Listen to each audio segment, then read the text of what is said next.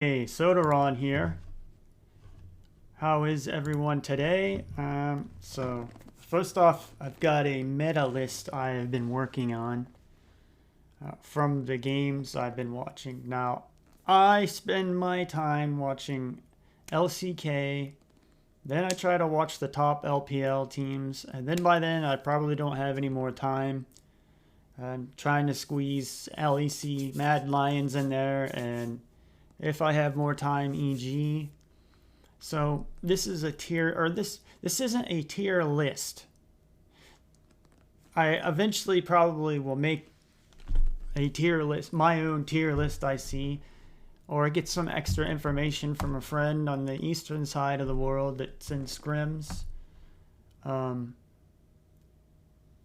So these are things I've seen banned or picked to compile them into, I guess, all of the top champions.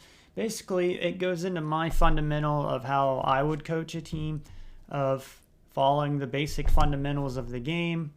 So, in my opinion, the best way to beat the Eastern teams, LPL, Korea, is copy them, and until you catch up to them, copy them, and then once you catch up to them and you beat them, you can create your own meta or whatever. The eastern side of the world, guys, has I don't know how many times more people than we do on the western side of the world. So they have that many more people playing all these games out to get all this information to compile this meta list. So it's from all of those games going over there, millions of games. LPL has 40 servers now. So think how many more players are there than on the or the NA server or the EUW server. So until we catch up to them and we're even on one-on-one or can beat them at their own game, what do?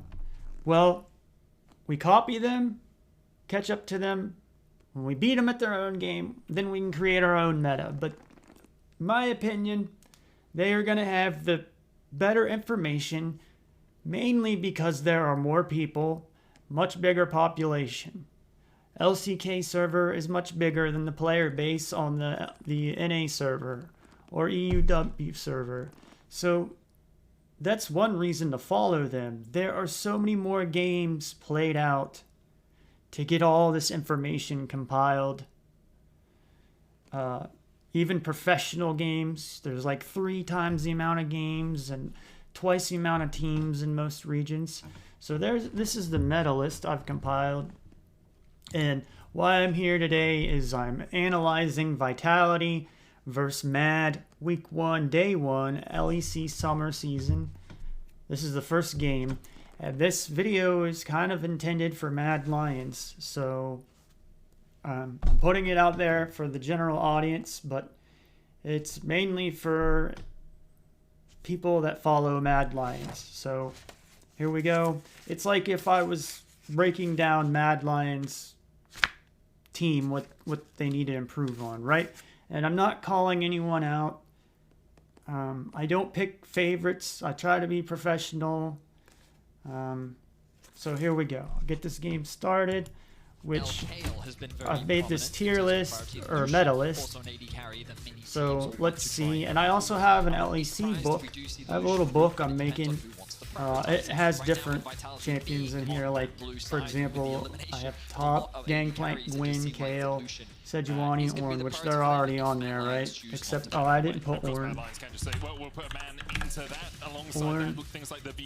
Also, I don't know if the sound is mixed right, because I kind of intend for the casters to talk, because they do have good information, so at times they can carry out things that I can do something else. Like, they're pointing out a fight somewhere, so I can look on the mini-map at top and then hear both things going on. That's a good example why.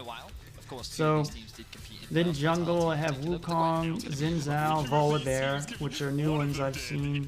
We've got Wukong, Diego, Trundle, Talia, Nocturne, Vi's, one that I've seen in LCK a little bit, and LPL, Nidalee, Lee Sin. And they may not have been played, they may be bans too, but there's some reason why it was a ban. Sometimes because the player is just that good on the champion, it doesn't matter what meta it's in. Right, so I have this sheet I'm sending to everyone. This is the little pick ban sheet I make. I guess I should describe it a little bit. So, which there's a lot of time to fill in here in the pick ban phase, which is my favorite stage of the entire game. It's the coach's time to shine. So we get Lucian. We get Lucian first pick here on blue side, and then Mad Lions had what I call Wukong. I don't think I've ever seen Yuumi and Wukong. And my first thought on Yuumi is you lose half of your vision. Whenever you add Yuumi to your team, you're losing half of your vision. Because normally your support can roam up and down the river and plant vision, and your jungler, or they work together, vice versa. But when you have Yuumi, there's a problem because the AD has to roam with Yuumi, or vice versa. So your entire lane has to roam, at least in the beginning and part of the mid game. But Mad Lions here, they invented what I call Wukong, which one of the highlights of this game I saw was Elyoya has this play where he dodges Sejuani ult and Nami bubble with a decoy. That was awesome. I don't know if that's, and the things I'm kind of picking out is that was an awesome play. I really didn't even know you could do that with Wukong, so I learned something that you can block ults with this decoy. Never really thought about that. And I just think that's really cool. But I'm also trying to point out, like, maybe there's positioning things. Was he supposed to be there? Like, was Elyoya in the wrong spot at the time? I had my Rift Kit tool here, right? And so, again, this video is kind of intended for Mad Lions. So it may not be fast and entertaining. You can skip on through the video if you want, because I am gonna explain some fundamental things, I guess. But like what I was saying was, I think some of the members of Mad were in here, and we had some members of Vitality. I watched the game yesterday and analyzed it and then slept, so it's a little foggy in the brain. We're watching it again. And you know, the more you watch it, the more you can pick things out. So, like, I think Elyoya comes in here, and there's a ward or something in here. And so he's seen, but he W's at the right time, and it just happens to the Sejuani ult and Nami bubble hit the decoy. Saves their life, because it may have been a fight where they lost two members there. So that's just one little thing. I know there's a better way I can use this. Okay, so here we go. Now here, Mad Lions let Lucian through, which is funny because, sorry, I'll need water in between because I'm gonna try and talk a lot. So Lucian was picked first by Vitality, which makes sense because the games I've been watching so far, this split, Lucian's permabanned. And some of the things I don't know is I would like to see inside scrims, because I don't have the inside information, and that's the places where I can't fill it in. I can only see from the outside looking in. Vitality pick up Xin Zhao here, which I don't think I've even seen Xin Zhao until this game. They have the bans here. Vitality bans Draven, Kalista, Gwen, Senna, Gangplank, Ahri. I don't really see Draven. I see Kalista banned. I watch all of LCK games I describe it in some of my past VODs. There's a presentation where I explain a lot of this that I'm not going to explain in this video. I don't think I've seen a Draven ban.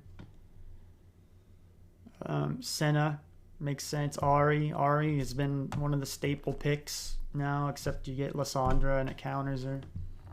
So the Xin Zhao, I guess he's strong. I don't know the 12.11 meta. I see the 12.10 meta, so Mad Lions are in a different realm.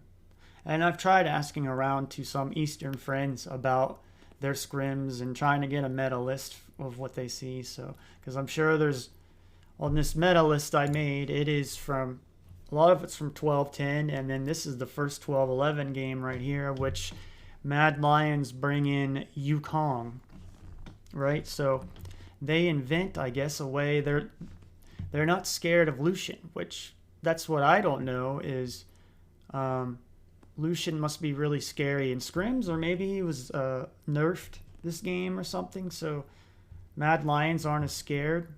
But I've got this, I'm not going to read it out loud. I've had it sitting here so you all can see it, and I'm going to put a link of this stuff, my slide that has all of the notes that I write out, because I may or may not use them. They're personal notes.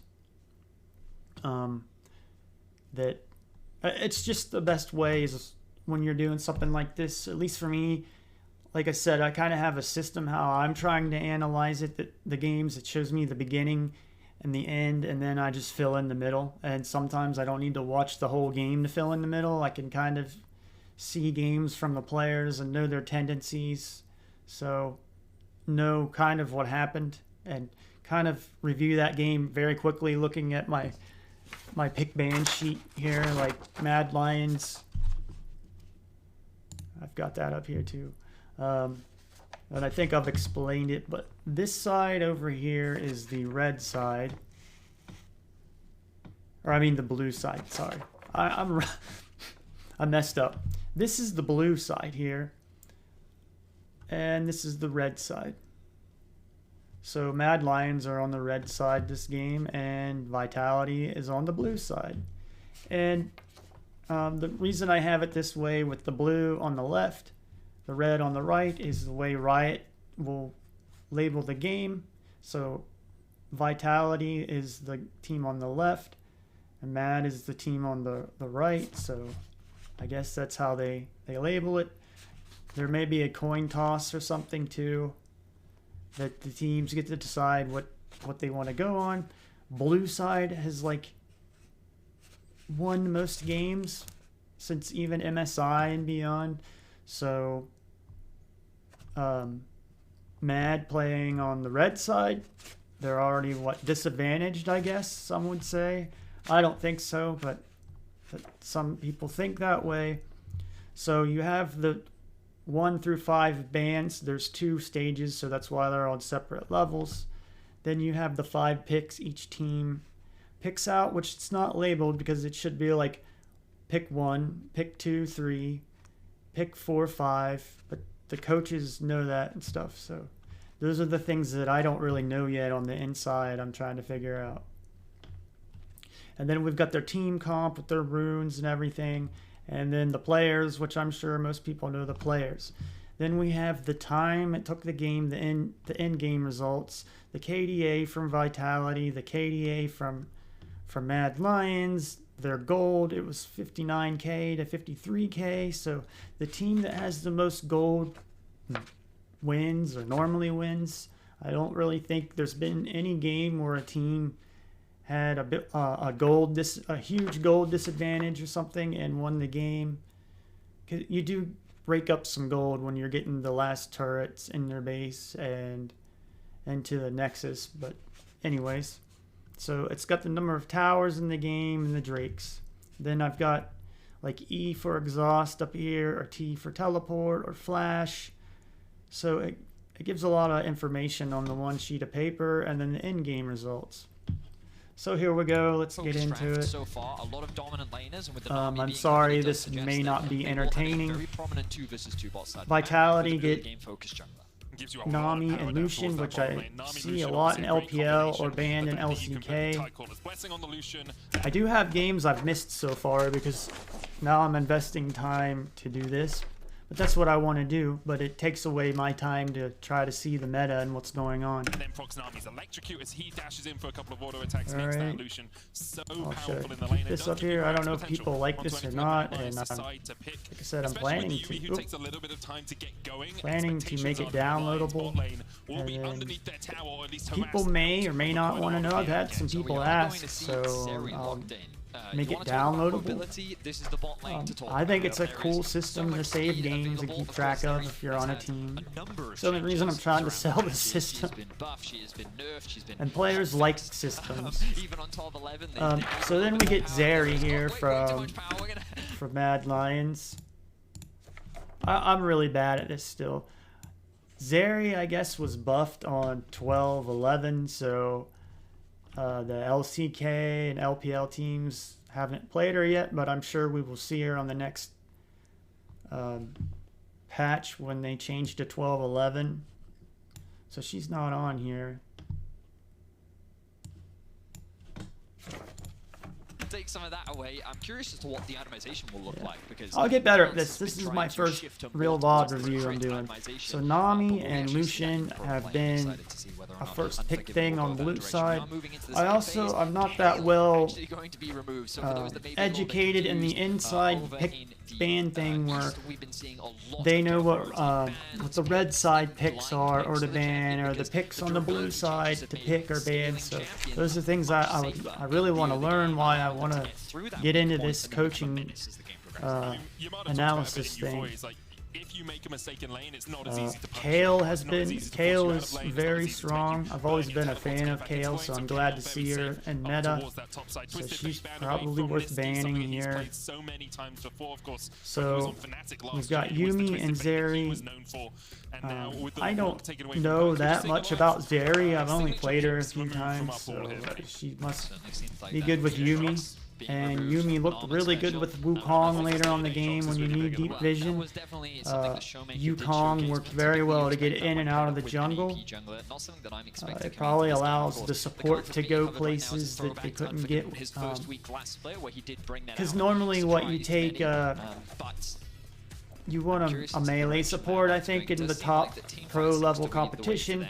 And With this why? one Because blind I pick do will see give some them a lot of range options. They're supports, gonna save the counter pick from but Niski in they mid. get one-shotted Yeah, later so on far, in the pretty game by good straightforward, pretty teams like standard, pretty team like fight T1 focused, a or little the bit of top weaker LPL sides. They're teams gonna be where they're going to they get kind pushed of to the north punish side the of the team map. for They're having a likely range to get support pushed given that because viable they're so counter pick squishy they is could the one just as well, pretty which much means they one-shot can the turn support onto and the they're mid jungle gone, and then from it's a their 4 minds, versus 5. to be able to So really have I agency. think that's one reason that there's you like never see a melee support in the top level competition until this new meta where Riot did their big patch. You've seen Nami and Lucian, so it must be really strong in lane. It looks difficult for Zeri and Yumi into it. So then I've seen Azir a few times. Let me keep going. View of the game. And it becomes hard to have agency into someone I that think can wave Azir like is Azir kind as of well. Like, you scary can just put now his since soldiers the down, play around rework. that wave. How are you going to get around the map now? This is Sejuani. I guess top. Mad Lions are It is afraid of sensation for Perks Alpha. as Very LeBlanc, good into or at bruises, least they has a don't lot want to of deal damage, with has a it. lot of Like I said, sustainability in the fight, especially when they're you can taking constantly put a Lucian bomb head down on. to I don't get think stuns they down. And it's something we have seen just a little bit emerging skipped on over top the of fact the that bottom Lucian's line. like permabanned. I think maybe they devised a plan and said let's learn to take Lucian on. I like when teams do that, when they figure out a way around the meta and they're not like they get a plan to take that champion on. They planned stuff out and worked on it. Anyways, Niski picks up Silas, which I don't see unless it's against TF. I've seen a time or two. Niski did really well on Silas. I think Niski is a great addition, obviously, to Mad Lions. offers so much. I'm sure it really helps their communication now. So I don't know who the shot caller, Kaiser, if they have a shot caller. Which that kind of brings me to one of the things I wanted to go over that I've got on my notepad. I've got more notes than what I shared. I've got these coming in. These general notes that I made, right? I'm going to make them downloadable for everyone. So anyways, let's keep going. I don't really know what to point out here on the pick ban. I'm not on the inside of seeing the scrims and everything. I just can only make a meta list and learn from that. So we've got the team comps here. Sejuani. Sejuani I've seen a lot lately, which I kind of question on this. Sejuani has been taking Ignite teleport. I see a lot. Can you not punish Sejuani? Because I kind of, in my opinion, can you not punish players like taking Ignite on Gwyn or on Akali or something where they don't have their flash? Can you not punish them or plan to punish them the entire game? Because that gives you some type of advantage where when they overextend, they can't get away. They have their one dash, but they needed their dash and a flash because they were overextended.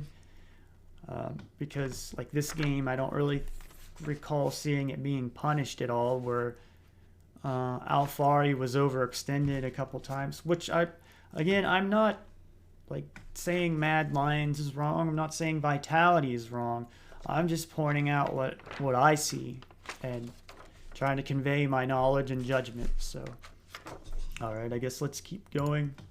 Got to keep this moving. Don't want to make it a 7-hour presentation. League of Legends here in Europe, and we're already off to a banger. I'm very excited. Again, the commentators do say some things. A bit of a draft issue. It seems that the players could not swap, so it will give us a little bit more time. I mean, Nami mid would have been great to watch. This is not really made it's not going to be Nami mid. It's going to go down towards for the general audience, though. This I'm trying to make for analysis for a team or something, so I'm learning. I don't know. I don't know if you want the volume of the game in or don't need that or what. I try to keep it in so it keeps me on track so I don't keep ranting out, and it gives me a time to pause or something and keep you back, keep your attention into the game, you know. So I think we have seen the team comps by now, so here we go. I would say that Mads is a little bit easier to execute. I guess I'll shut up for a minute. Very scary, very powerful bot lane the longer the game goes, and on his ability to engage. First time seeing Zeri. Yeah, it's a very lethal combo, and then apparently, you just have like very flexible. He can Vitality steal ban TF. Zinjao. Is that Niski's best pick, TF? Do we know now? He might want to keep it hidden. I don't know. I'm pretty sure everyone knows that that's his. Is that his main thing? Ornn first pick, giving Niski last. I think I went over. I haven't seen Zinzao. It's the first Silas in the summer. I did make a mistake on the note sheets that I'm sharing where I didn't highlight them before I scanned it, but I think it's too late. Okay. Ultimate can be very powerful in terms of actually just getting in the fight. I don't know to read my notes, not read my notes, what to pick out, because I know I can point out things for the general audience, but if somebody works for a team, let's say, they may think my knowledge or what I'm pointing out is dumb. It's general information, so I don't really know what to point out yet. This here is intended for higher information. I'm trying to point out, like, things maybe a winning team may improve on, so at Worlds they will get better.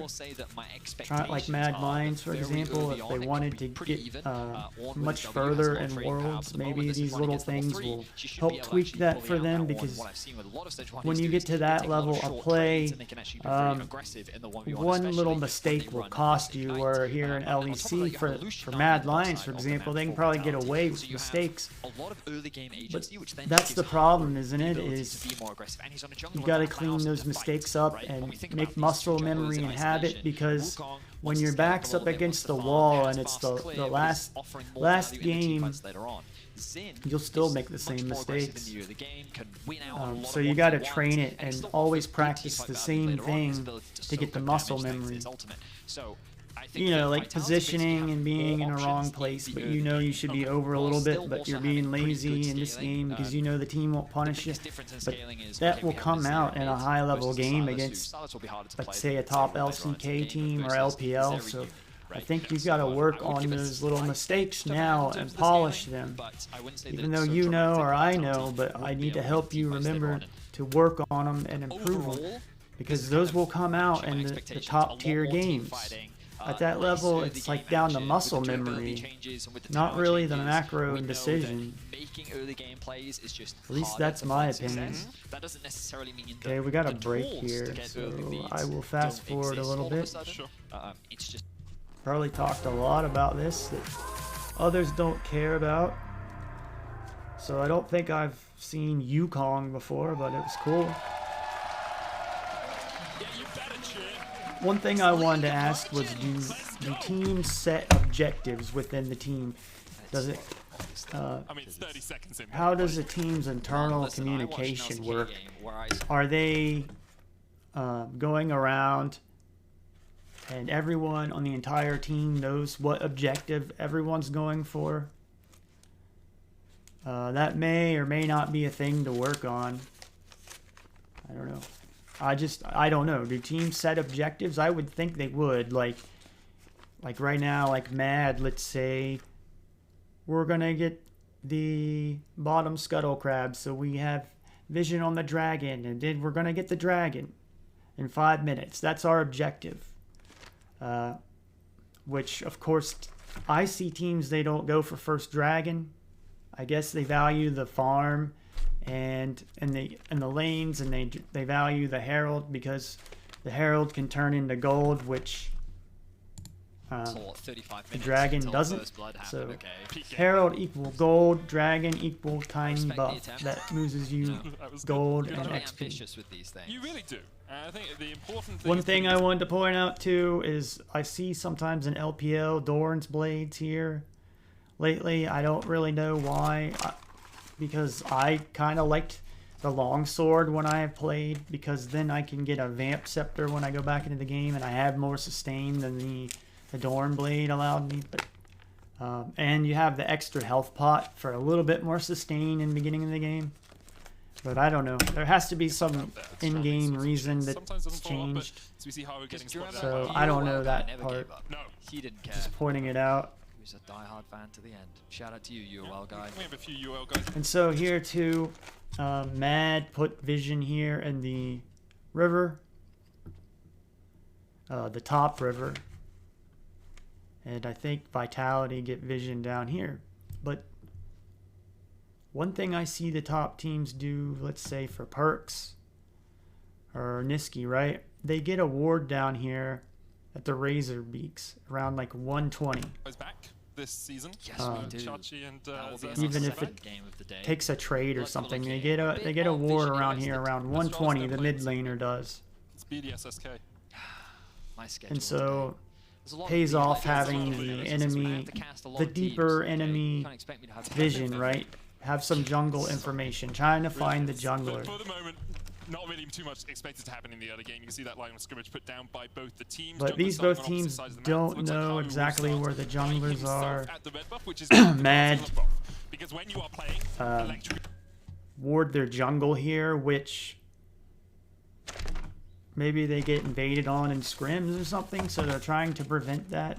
Nami like you are here alongside the Lucian, you want to be in that lane. Again, guys, I could go much deeper in this analysis too, but again, this is practice for me.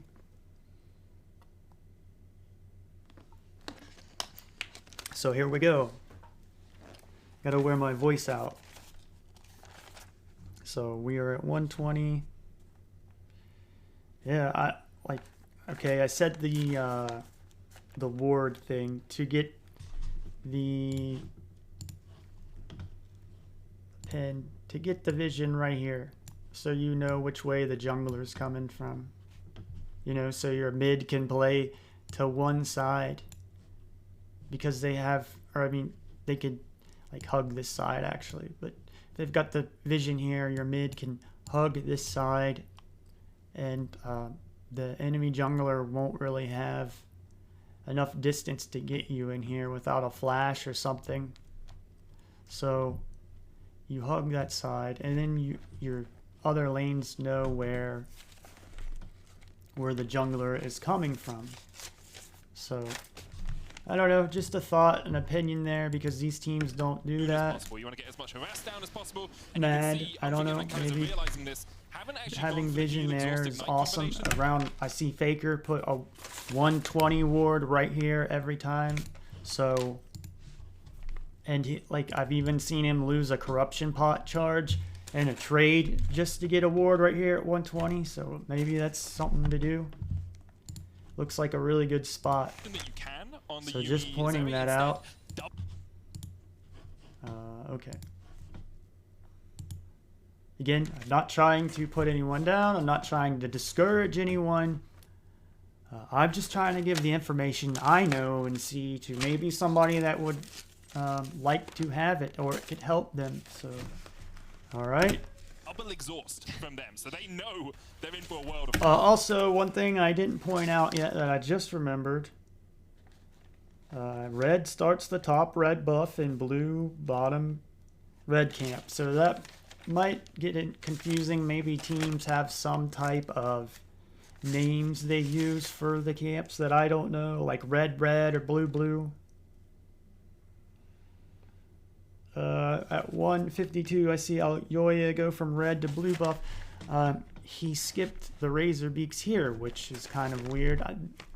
So to me, Mad Lions were really concerned that Blue was going to come up here and take his blue buff. It does seem a little excessive, but because right here where he invests, he didn't get the Razor Beaks, which I see the players normally go there and then to the blue. I'm having a look at this Pantheon coming out from Alyoya. Looks like it's a sign to me. Maybe Mad was in scrims or something that Vitality likes to steal their blue buff from them. So, or they value it on Wukong to get a good start. Early pull from Armut on his red, cleared that, backtracked down to his blue because he knows the potential of getting invaded at level 3 is very real with the pushing bot lane.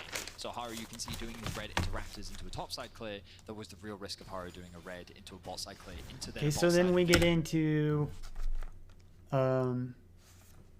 Scuttle Crabs, you know, obviously. I would think that you want to try to get every Scuttle Crab. But back to my point was, do teams call out objectives inside? Like, for what I hear and see, do the players communicate to the other players so they all know what's going on at the same time as like one? I know that may be impossible all the time, but to make sure the other teammates know, communicate that I need to get this much gold to get this item, but let your teammates know ahead of time, at least 2 minutes ahead of time or something. Start talking about it so they know. Like, it looks like to me the best teams that win worlds, they talk a lot. And I can't speak Korean or Mandarin, any type of Chinese, so I don't understand, but I see them talk a lot. Like Doinby, I've heard and seen others say like he wasn't the most skilled mid, but he did talk a lot. So that looks like one of his skills are communication, which I think is really going to help LNG. So do teams set team objectives for the entire team, or do they just randomly acquire whatever they're around? I would think they should set out objectives. Like, we're going to get this Scuttle Crab here in top, and then we're going to play around that. And then we're going to plan to get the next objective we can get, either the dragon or the next Scuttle Crab down bottom. And then we're going to play around that. Is that how teams play? Do they just randomly go whatever's cool? I don't know. Here's the thing I pointed out earlier. You know, it's a trend. See a lot of teleport ignite.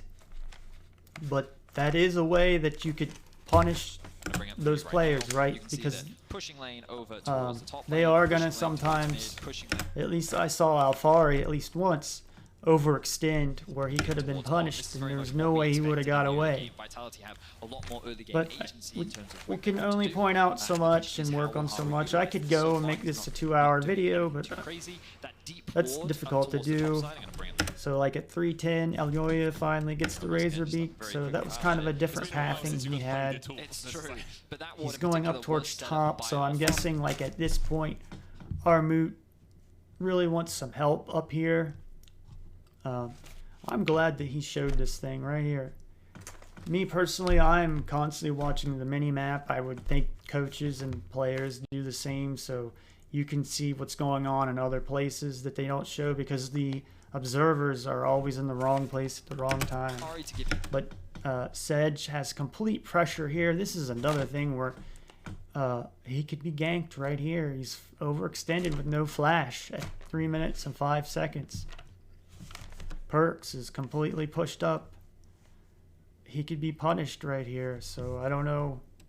I'm sure at this point, Niski and Armut were kind of asking Elyoya for some help to relieve this pressure, and we've got the lane down here, so all 3 lanes are shoved in, which could be punished by a gank. Like say you go up top and he's overextended. Haru won't spot out Elyoya But- right now, but so knows he that chooses to go for his Razor With the Beaks. pressure that he has in both mid and Or top, I think he knows I think that Elyoya is choosing to go top here,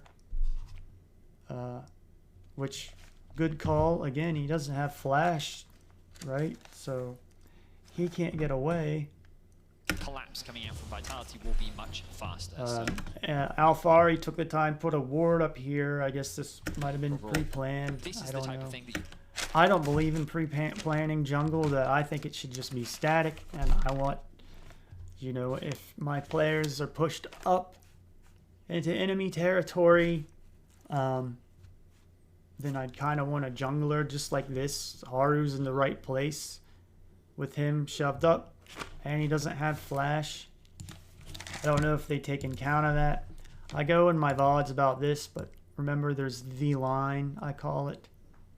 Crossing the line that will split the territory in between blue side and red side, and anytime you're over that line, you step over it, you're on enemy territory, you should be prepared to get ganked or taken down or something if it's dark.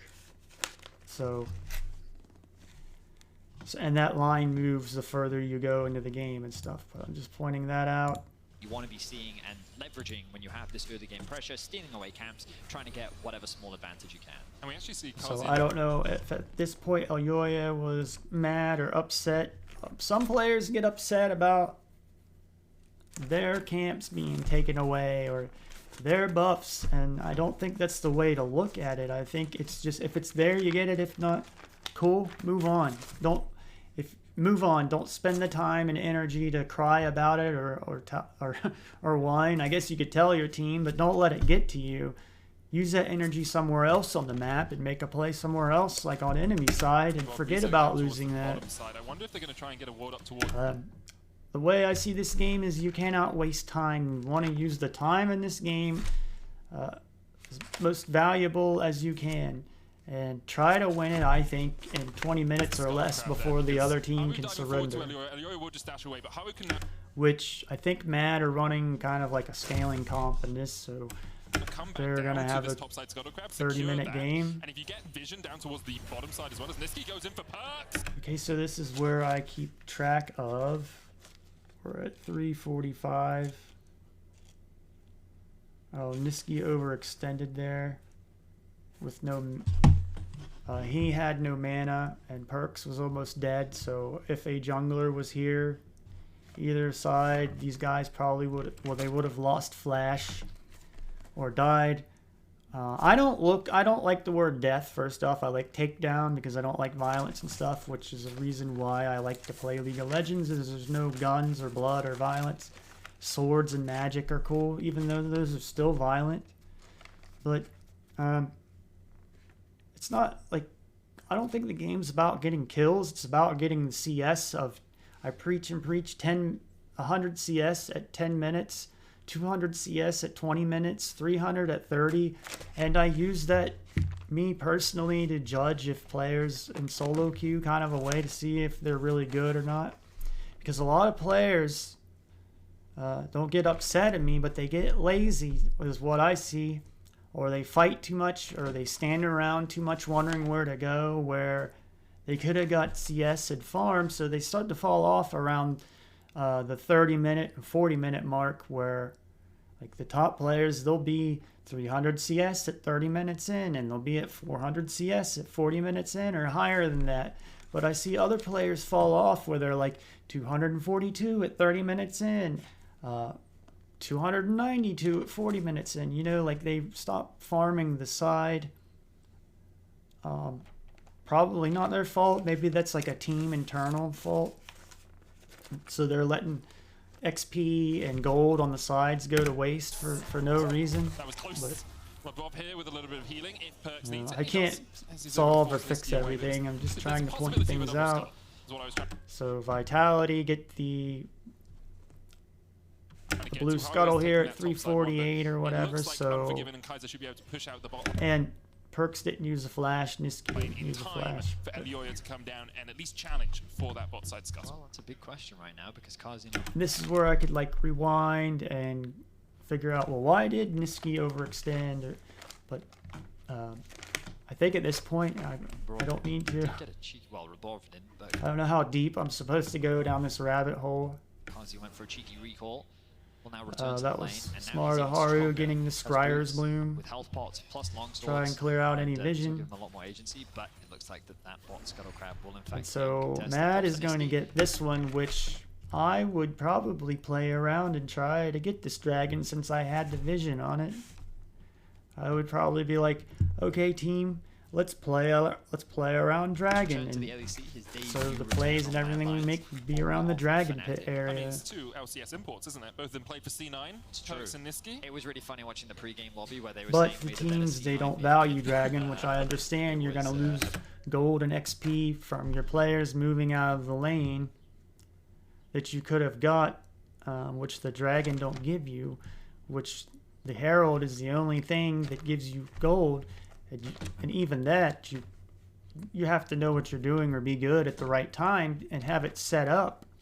Like, not only do you, if you're going to get the Herald, yeah, but you also need to have the lane set up for when you get Herald, which one you can push and shove so you can get a turret down or 2 turrets. Because, you know, hopefully you can get 2 turrets down every time you have Herald. A bit of banter, as they said, the mental warfare starts the moment that these players log into the lobby. And already they were throwing disses at each other. Always a good bit of banter between the teams. So at this point, Perks used his teleport, which they don't tell you or see. And this goes back to my rants again, where this is where I write the timing down, which maybe I look stupid right now, but these are things that I think the teams internally, players need to do naturally in-game timestamps, and I'm pretty sure the best ones do. So if some players don't, they need to learn. And so you just got to get in the habit of it. But I think it's a good way to analyze and have timestamps to stop and look at things of what's going on. So that's why I do it. He will get that push in. This should give him the opportunity to reset. So we don't see anything going on there. We've got Haru waiting in the brush here, so they're trying to heavily get Mad to fight.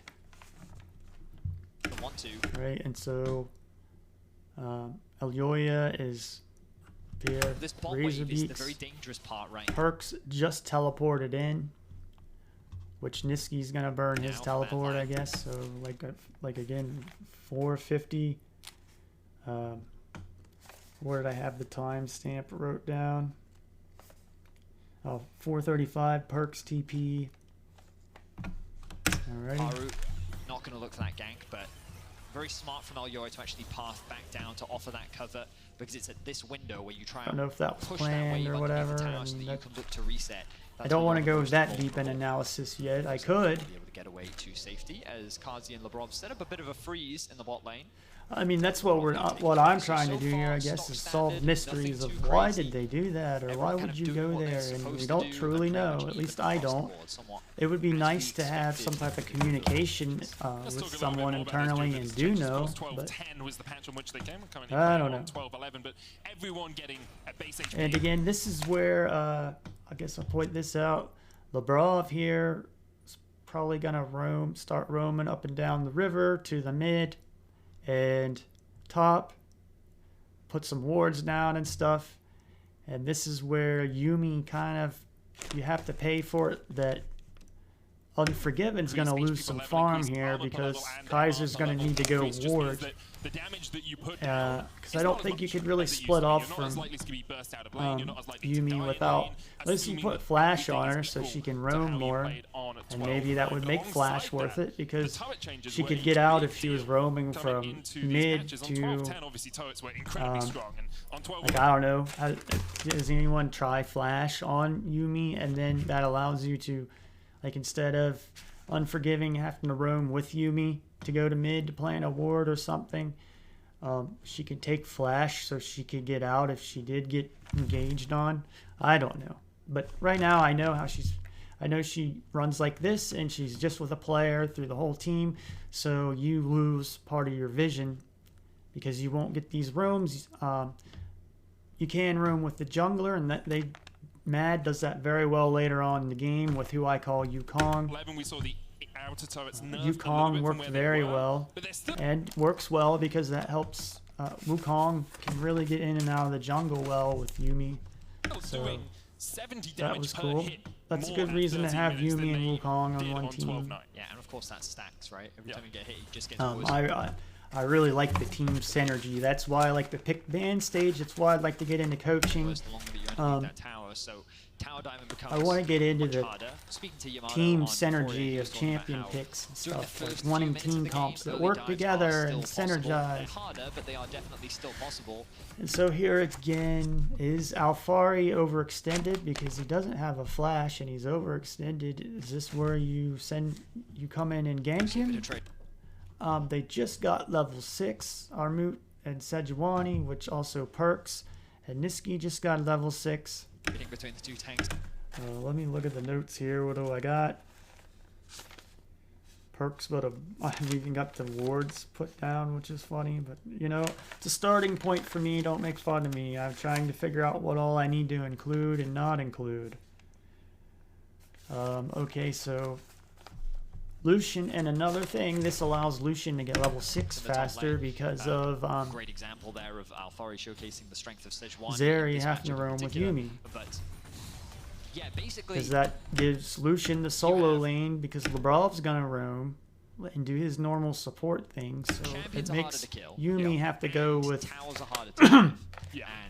from a pro player's with Zeri, that which basically means that the game slows down. Maybe if again Yuumi had flash, but again it's probably not worth it. It's probably nice to have 2 summoners, but it's just a thought. Maybe it's something worth trying. You don't know until you try new things. That's just harder, because not only is the champion harder to kill in the dive, but the tower assisting got the some champion vision going out. Maybe that red ward should be more like around here. Around the razor beaks, at least what I see. Again, I'm making this for Mad fans and stuff. So. Dive is now going to hurt you more, so everything about it basically becomes riskier. LPL don't care, they still die. Which I'm probably not going into detail as much as I think they want, though, because I don't know. I'm learning. Okay, thank you. Please stick with me.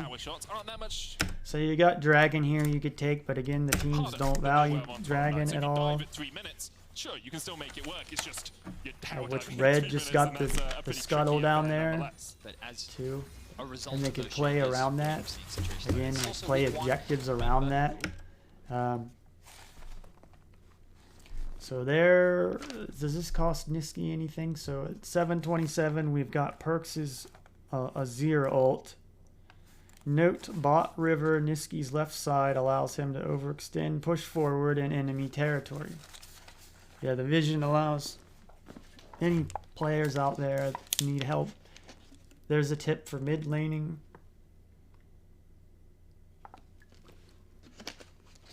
But you put the ward on one side and you hug that side because you'll know if the jungler's coming at you, but the other way you won't, but he won't have enough room to gank you and you'll be able to get away. Okay, so Niski gets shoved there with the Azir ult. Hey, man, you gotta give them this, okay? They'll take what they can get. It's when the ward kills. Cheers. It's gonna have through. This is where, though, I think teams, I guess, plan this out again.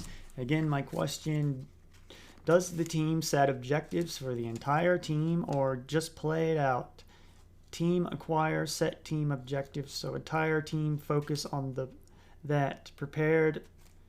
I guess Yumi's heal is much stronger on this patch too. Okay, some of my first questions aren't till a little bit later. But the big thing was, like Mad Lions, do they set team objectives? That, okay, team, we are getting Dragon and playing around that till we get it. Then we set a new one. And that plan may change and be static, but that's set. And the whole team knows that and communicates what's going on back and forth, up and down the river. And I know the top players should be being able and knowing to tab in between all the teams, or I mean all the team members, right?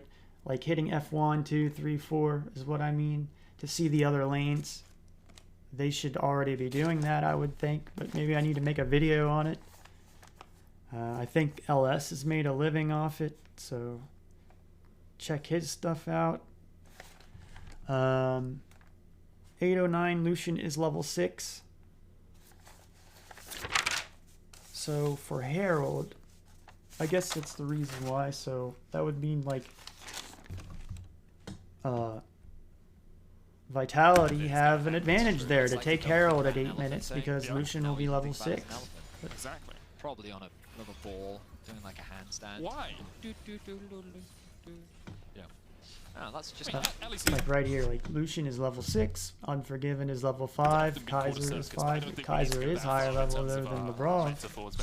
Still only about 300 gold between these two teams early on here. You can see Niski shoves out the... Again, Mad win this game, so I'm not saying anyone's right or wrong. I'm trying to point out maybe little tiny details, that little things to polish up on that later on at Worlds will help you go further than you have before. That's my goal.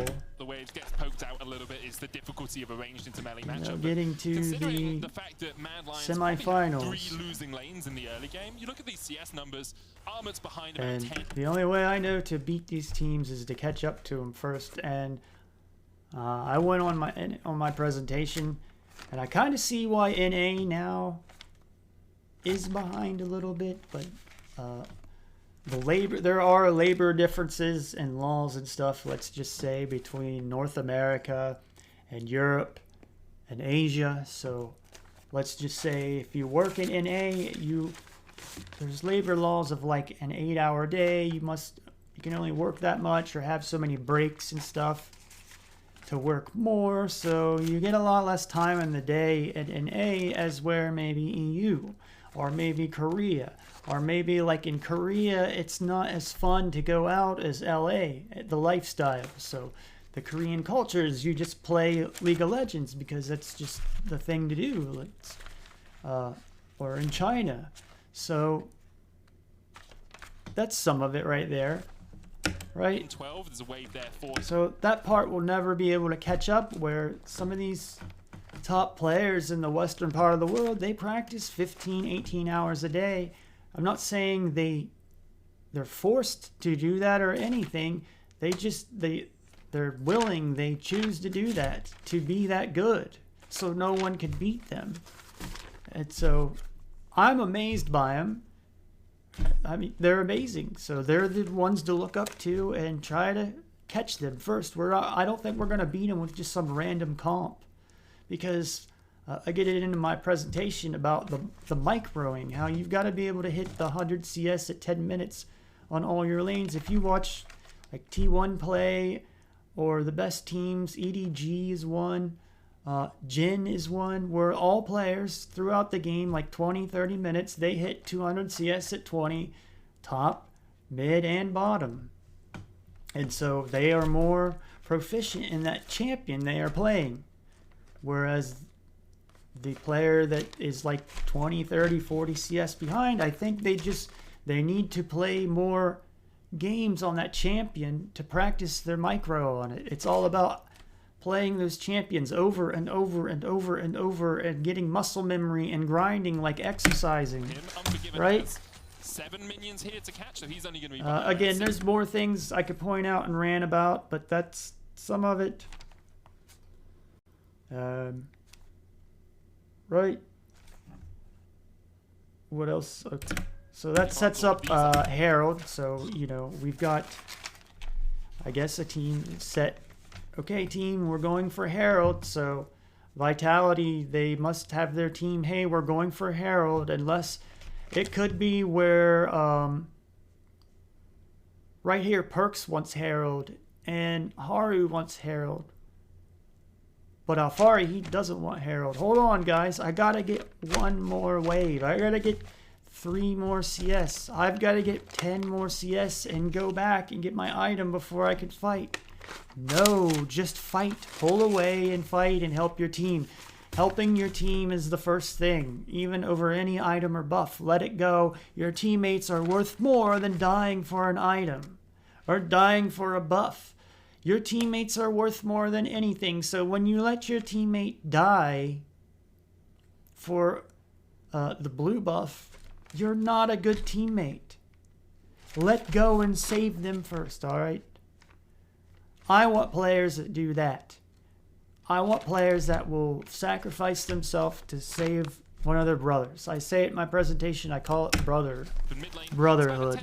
Alright, so at 8:20 we got Niski using his teleport. This is where we see the big we've got Vitality taking the Herald already.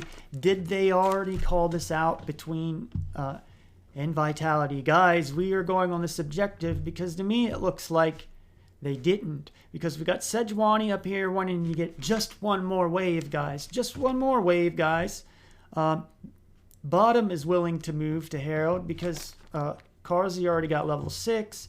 So he has a level advantage. This probably or may not make Mad Lions concede this Herald because of this advantage right here. Which I'm not saying like the wrong thing was to pick Yuumi because right now, like, this is an advantage. We're looking at this time in the game, guys. We are 8:25 into the game, right? We're not looking at 9 minutes. We're not looking at 5 minutes. And I think the most important part of the game is obviously the first 10 minutes of the game. And I think many players and people overlook that. That's when the things go wrong. It's little things that go wrong in the first 10 minutes. And then 20. And I think it's because players, younger players especially, don't get interested until they got to get that item. They must get that item before they have fun. They must get their ultimate before they have any fun. And it's the same at level 1 as it is at level 6. You get some more abilities and stuff, but the game doesn't change. Your abilities don't get much cooler or different. They get more powerful, the numbers, but it doesn't change anything. It just makes like wave clearing a little bit easier the further you go, or burst damage a little bit higher the further you go, but it doesn't change the play of anything.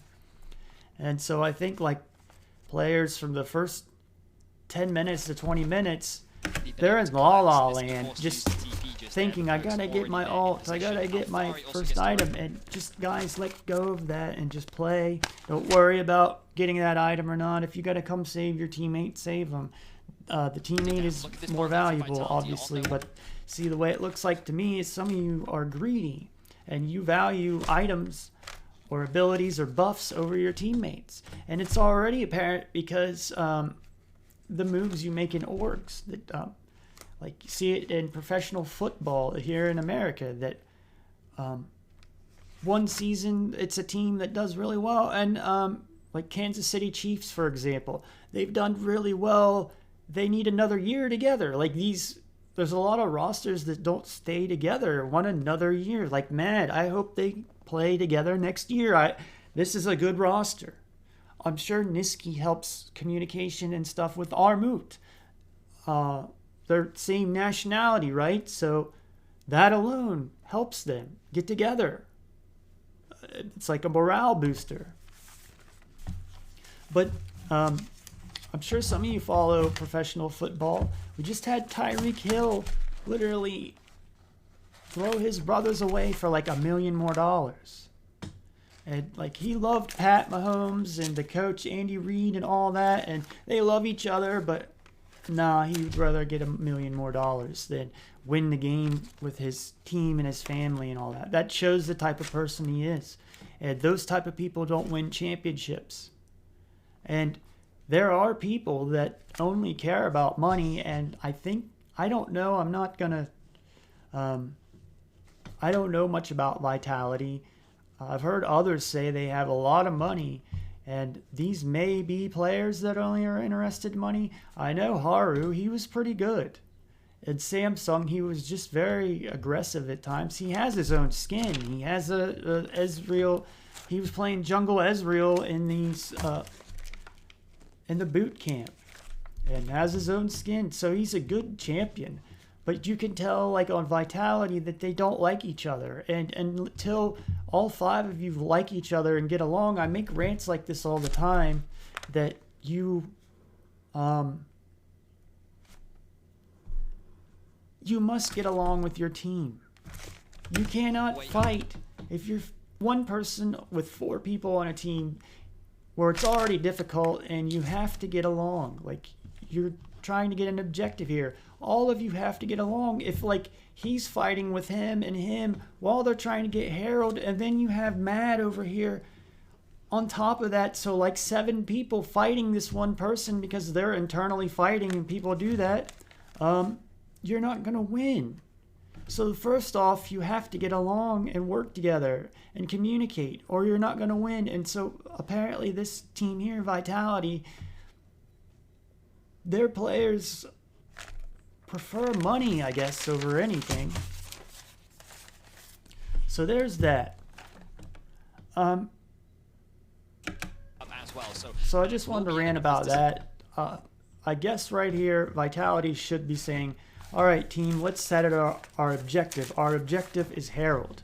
Whereas Mad could say, okay, we're going to concede Herald here because Karzi is level 6, and we will get Dragon down here, and we'll take this turret. I mean, that's one thing right there. But I don't know how, I don't remember exactly how it plays out. 847, trying for level 6 to go shove in bot lane, right? So they're already outnumbered here. 1, 2, 3, 4, 5. These guys were outnumbered to begin with. This is the point I make out, is this is miscommunication right here, right? Because they should either be pushing bottom lane, taking Dragon, but they're wasting time, like they're talking to each other right here, like Unforgiven and Kaiser, they are talking to these guys right here, and they're wasting time where they could either be taking Dragon or they could be taking the waves, and so they're losing farm and losing gold. You lose gold every second, so any little hesitation, you know, you're gonna lose. Let me see something here. Okay, I'll put my meta list up just for a second, right? Okay, I'll be right back.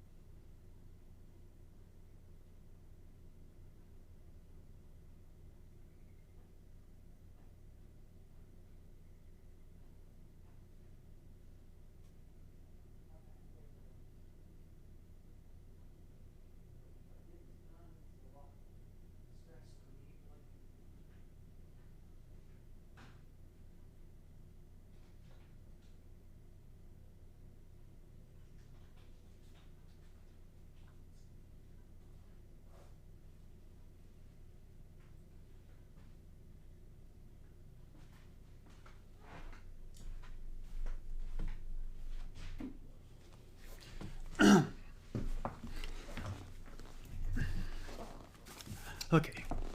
Sorry, guys. I worry so much about, like, leaving any dead air gap, and I know it really doesn't matter in today's age because you just fast forward or stuff. Okay. Sorry, I had to grab a drink, relieve myself there, or I would have been uncomfortable the entire time and rushed through this, and I don't want to rush through this video.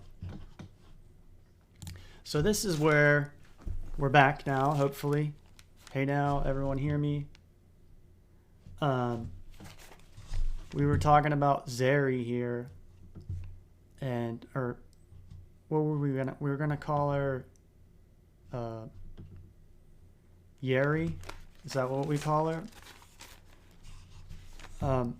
Anyways, they kind of wasted time right here where they could have been farming here and trying to get this turret down. What else? Dragon. And so they kind of waste a little bit of time here. Sorry, let me get going again here. And right, so there's indecisiveness there. Let me see something. Yeah, I don't know if I'm coming through good or not, but there we go. Okay. The volume could probably be higher. I apologize. We got LeBron's Ignite there. Try to get back into the groove of this. See, momentum. Like, momentum, how it's important in the game. You got to keep momentum up, and I lost my momentum there, but here we go. 9:14. Yumi doesn't allow... Oh, it's my rant I went on that I wanted to say about Yumi, that she takes half your vision away because she doesn't allow your normal support roaming and planting vision deep in the jungle, like say a Nautilus would, where a Nautilus you can get in and get out, but Wukong allows you to get in and get out. And like I said earlier, I saw something I didn't even know Wukong could do with the decoy and escaping to an ultimate and a Q from Nami, but that's awesome. But was there a misposition there? Because it could have easily not happened that way, and Wukong could have got Q'd and ulted at the same time, and then the whole game would have been completely different. So I don't really think that was the turning point, but I'm just explaining the decoy thing. Well, he knew that he could force Trying to get the momentum back up. He threw out the ultimate, good collapse overall, and just good play from Vitality. Mad, they were at a numbers disadvantage. And so what did Mad do again here? Because first off, Lucian got a kill, and Labrov used his Ignite there. So that's Ignite at 8:43.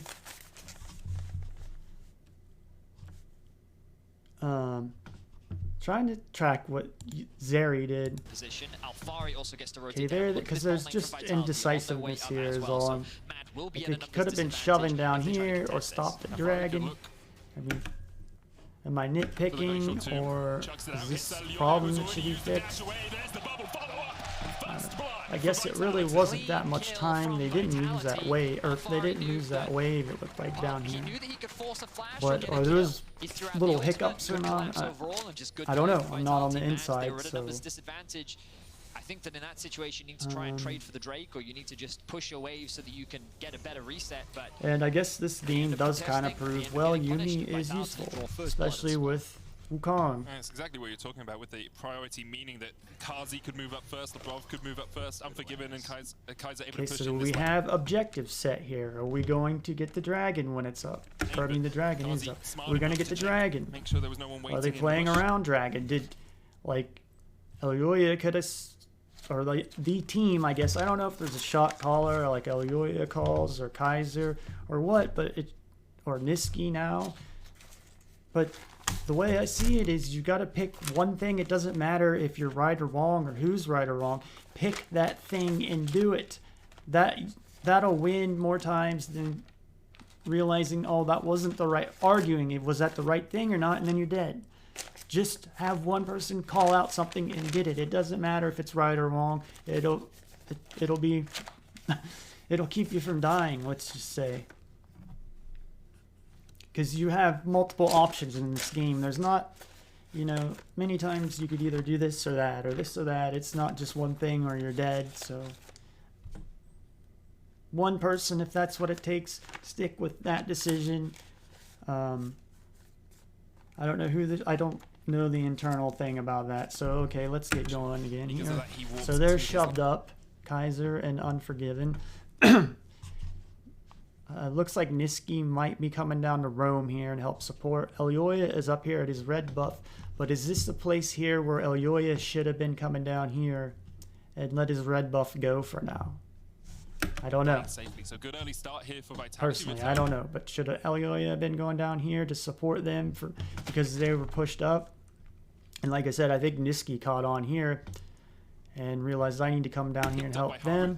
I don't know if they're all communicating this with each other. I think that's what the best teams do, the Eastern teams do. They communicate whatever they're Didn't doing get an assist on that, with but, each other. Definitely helped to And see. it sounds dumb at first, but it makes more sense the more you think about it and get used to it, This because you small start to early work lead, like and one Haru machine. obviously an incredibly storied player, Bedias. We've seen him go through many iterations of Korean rosters, and now has So I think joined I us from ranted the on NLC, about where he was playing on a lot of X7 stuff to there for no reason, so I can keep moving part of on. this Vitality lineup. Yeah, at the bottom of your screen you can see his So they get the scuttle. So I don't know, is Vitality planning? Let's play around the scuttle vision here, which isn't the right one. I would think the dragon would be the thing to get right here. professional games. But He regardless, was a long mainstay in the LCK, and I reached out to Atlas. I to think get it's a little more given. insight. You The way want to he get all described the Haru was vision. kind of You want to get all the scuttle crabs every time, because that gives you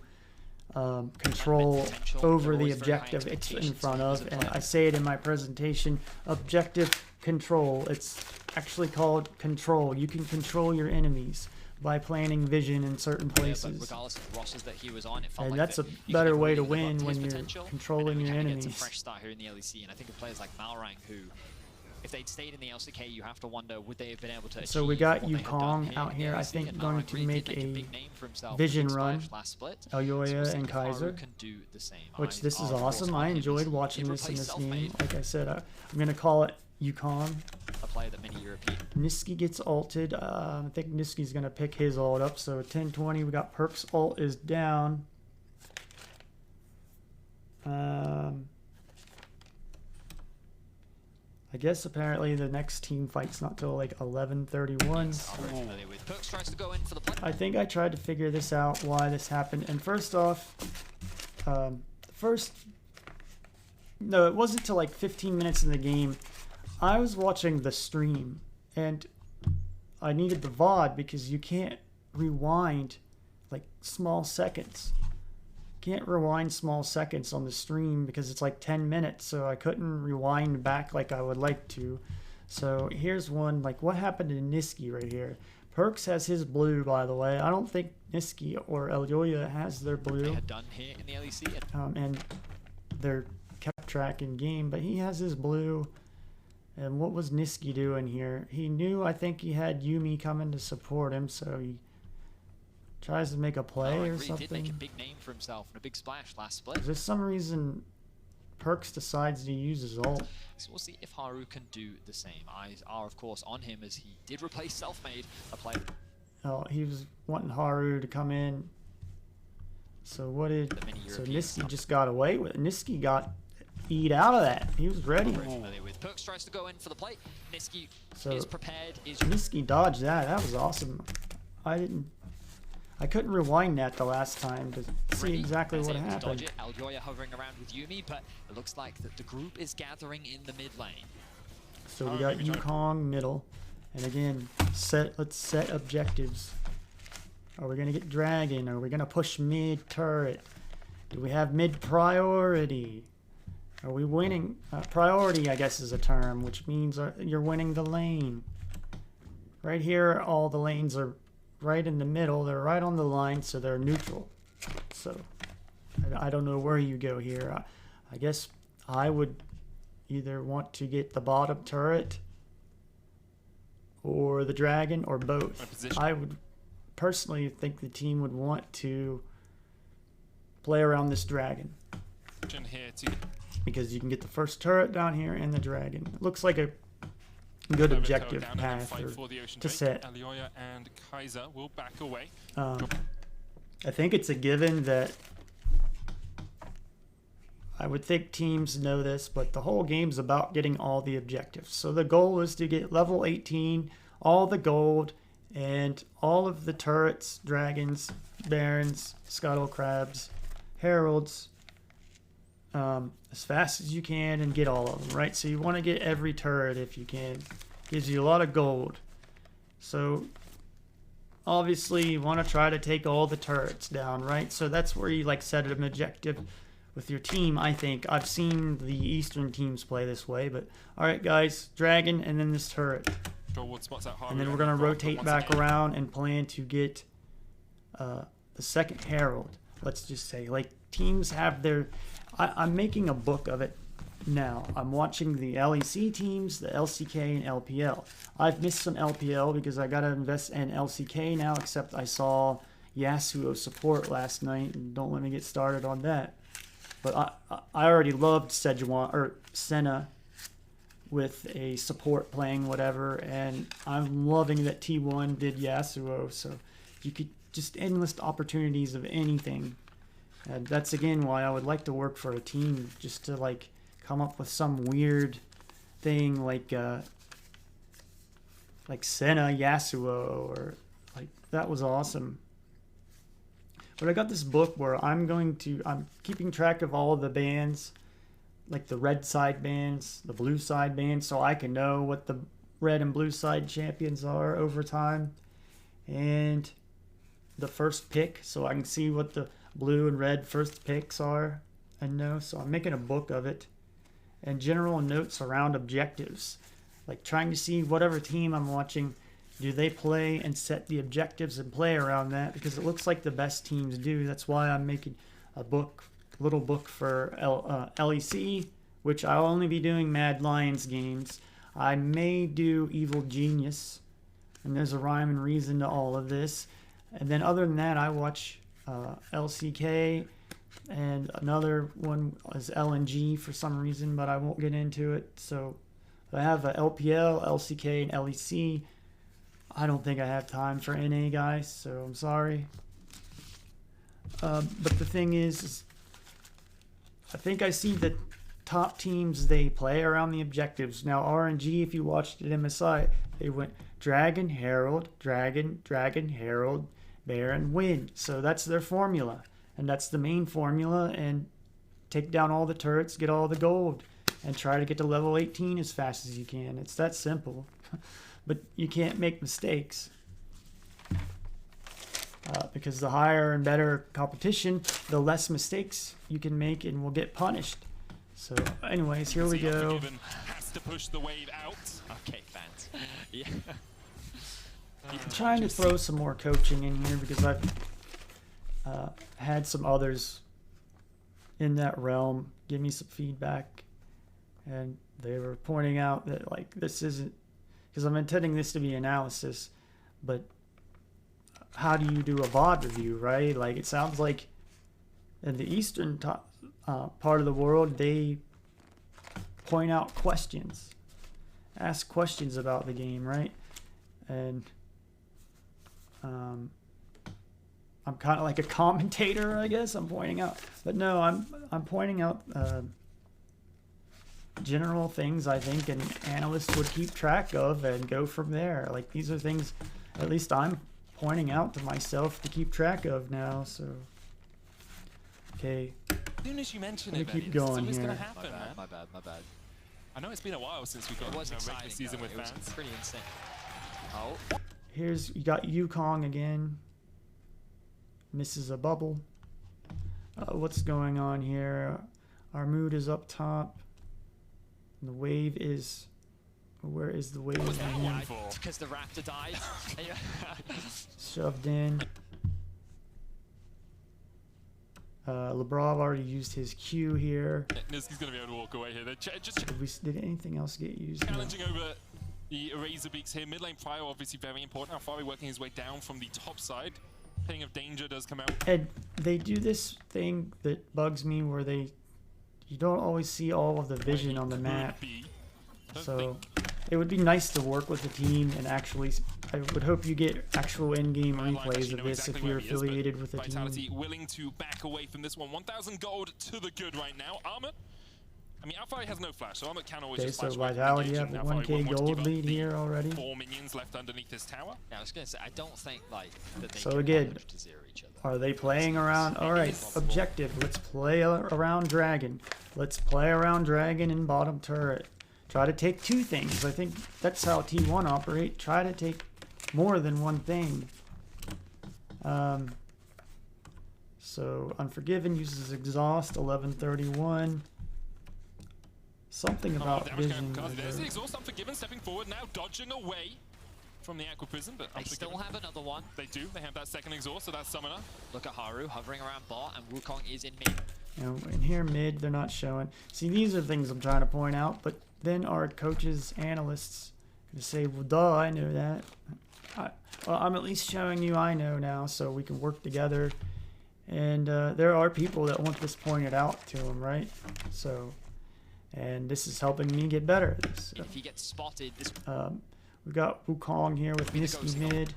Perks, they got Perks' flash out of that. Yumi used his ult already because we got 2 fights going on here. We're trying to keep track. And we also have our Moot coming down collapse, which, you know, you got like a teleport advantage, but so he's conceding this turret plates up here to Alfari, so he's getting ready to come help down here, I guess. And no, he doesn't, so he's roaming, I guess, while they're deciding what to do. So those, like, just work on the indecisiveness, I guess, if you're Mad Lions, which you probably already know and you're working on it. But okay, so this happened in your first game. So Unforgiven uses flash here, Kaiser Ignite, exhaust, and these are the things again. Keep track of the timestamps in the games, like, so your teammates and you all are discussing, you know, when somebody's like, you know, Perks' flash is down at this time, so you know you've got like a 3-minute window here of this time to keep track of to punish him again because he will not be able to get away. Like playing around that stuff, which I would hope the teams already do that, but I've heard they don't. So first, the team would need to get to that level because the Eastern teams do, even in solo queue. Haru invests his flash there, which I probably didn't need. But now that cat has Yumi was a goner. put down by Labrov. Vitality. So what else was going on? Niski was roaming mid. Here's the movements again. So we had our Moot come to here and go back while Mad was internally trying to figure out what was going on. Where I don't know if that's the right thing to do or not. You're conceding other like minions and stuff. So I don't know. I'm not telling you what to do. I'm sure you're working on this as we speak. So because I've seen Niski do a lot of smart things in this game. Good job on getting him on the team. Kaiser tries to get back on, but now that cat has no. I didn't know Reeker. I've only seen one game. In my channel that I reviewed was one, and I watched a few others, but really only saw one game of Reeker. So I didn't really pay attention to LEC in the spring. I didn't know who Reeker was. But Niski is a huge difference in this game than the one game I did of Mad Lions that you could watch. A lot of it was indecisiveness with Reeker. And I'm not seeing that with Niski. If he's got time, he wants to go make a play. And that's the thing to work on. Like, don't waste time roaming for no reason and to go back. I've gone into this. It's a question I ask. Do teams know a distance concept where say he's fighting him here, right? And X has a teammate down here, right? So X knows how long it takes to get to X. And so X takes this fight with O, right? and he knows he can like kite O around a little bit because he knows like, hey, it's 20 seconds for him here, and I've got a counter up here. So he kites O around for 20 seconds, and then X gets there, and bam. Like, that's the distance concept, for example. Or how long does it take to get from the Dragon Pit to the blue buff over here? And knowing and being able to keep track of it. Do teams know that, or think about practicing or learning that? It's just a concept I have.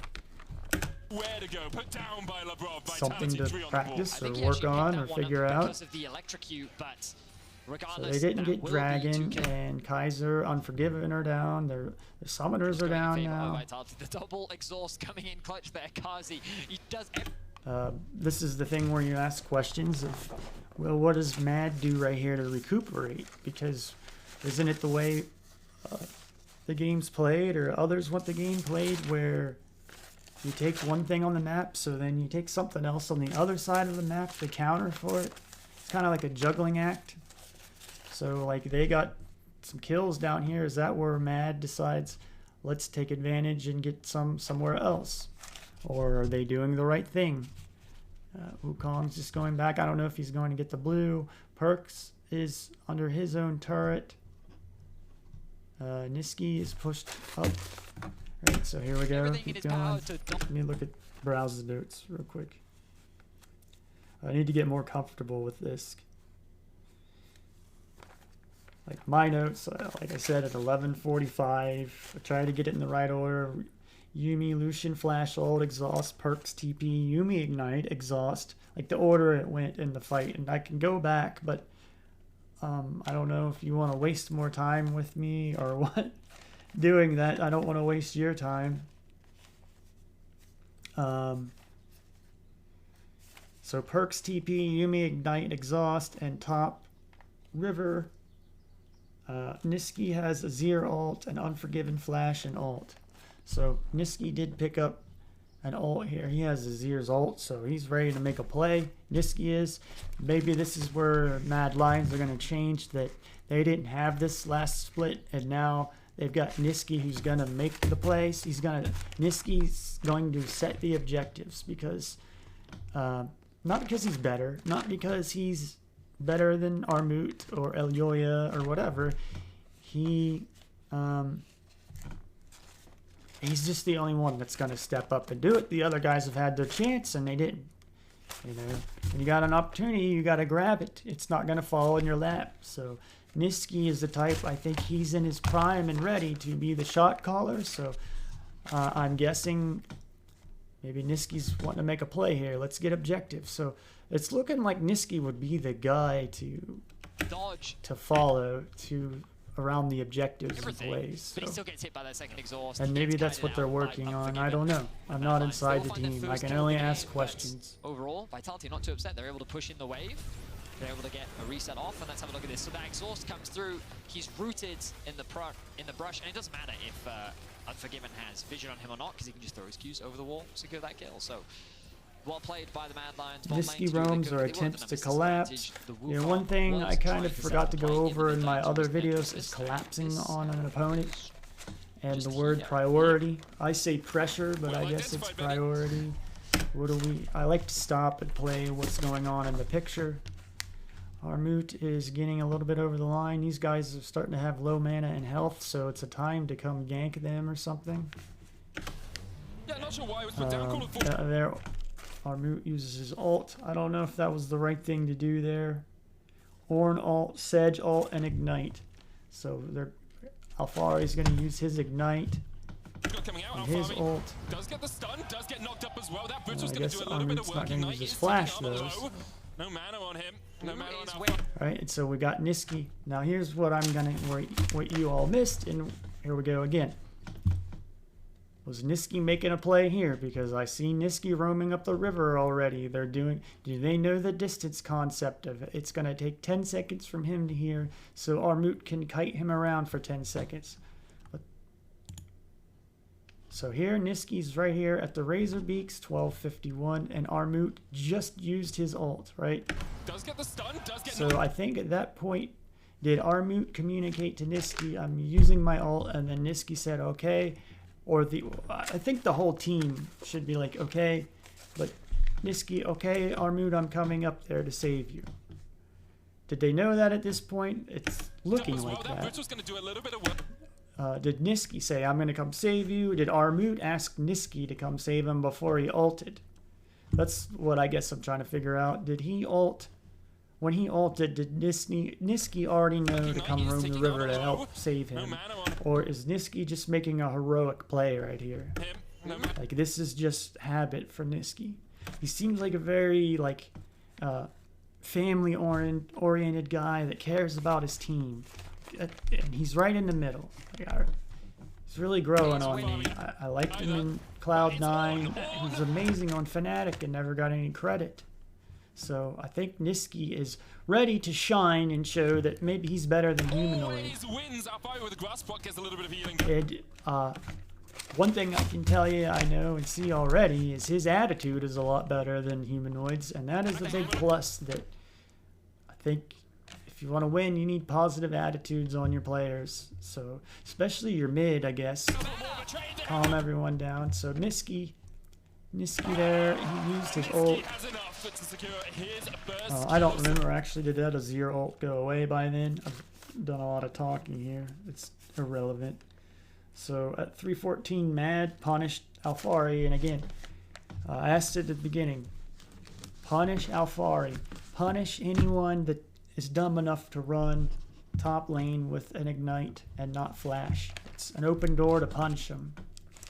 They're really cocky if they're going to run that in a professional game, and it should get punished. Now, some players get away with it, like getting away with murder, and I don't understand why they don't punish it. It just, I don't know. All right, let's keep going. I think if Niski didn't show up, so they did. I don't know if they could have killed each other because they had no... I think this was the next thing I wondered is why does Perks do this? But Niski is able to secure the kill. Yet. It's the next Herald. Vitality will use this Herald in the bot lane to get a couple... I asked questions. I did ask questions. Was that a good use of Herald? Good or bad use of first Herald? Did Mad pressure Vitality so they could not use the Herald? Plates for LeBron and Kazi. This will be an exchange back for Mad Lions, but Vitality off to a pretty good start. Anyways, that Herald turns out being nothing. Armut was kind of shoved up there asking to get ganked. He's over the line I talked about. A plate as well. So Vitality overall pretty happy with how the other game is going. You actually see, because that Rift Herald was put down towards that bottom side, Haru's got the largest gold advantage on any of the players here. 600, overextended there with no flash. He could have been punished. That's how Perks is, and I think is he's taunting them. Hey, come gank me, come gank me. He's just asking to get ganked. He wants them to bring pressure there so they can make a play. Lately, I've seen Perks kind of be the mascot of Vitality. You know, he's up here, up top, alone. Hey guys, come up here, come up here. While Vitality try to do something down here. Relatively even, it was about 400. So Vitality must have played around the dragon, right? Did they make a play? Guys, let's play around dragon. That's our team objective. Let's do that, and we will go on and do the next one when that one's gone.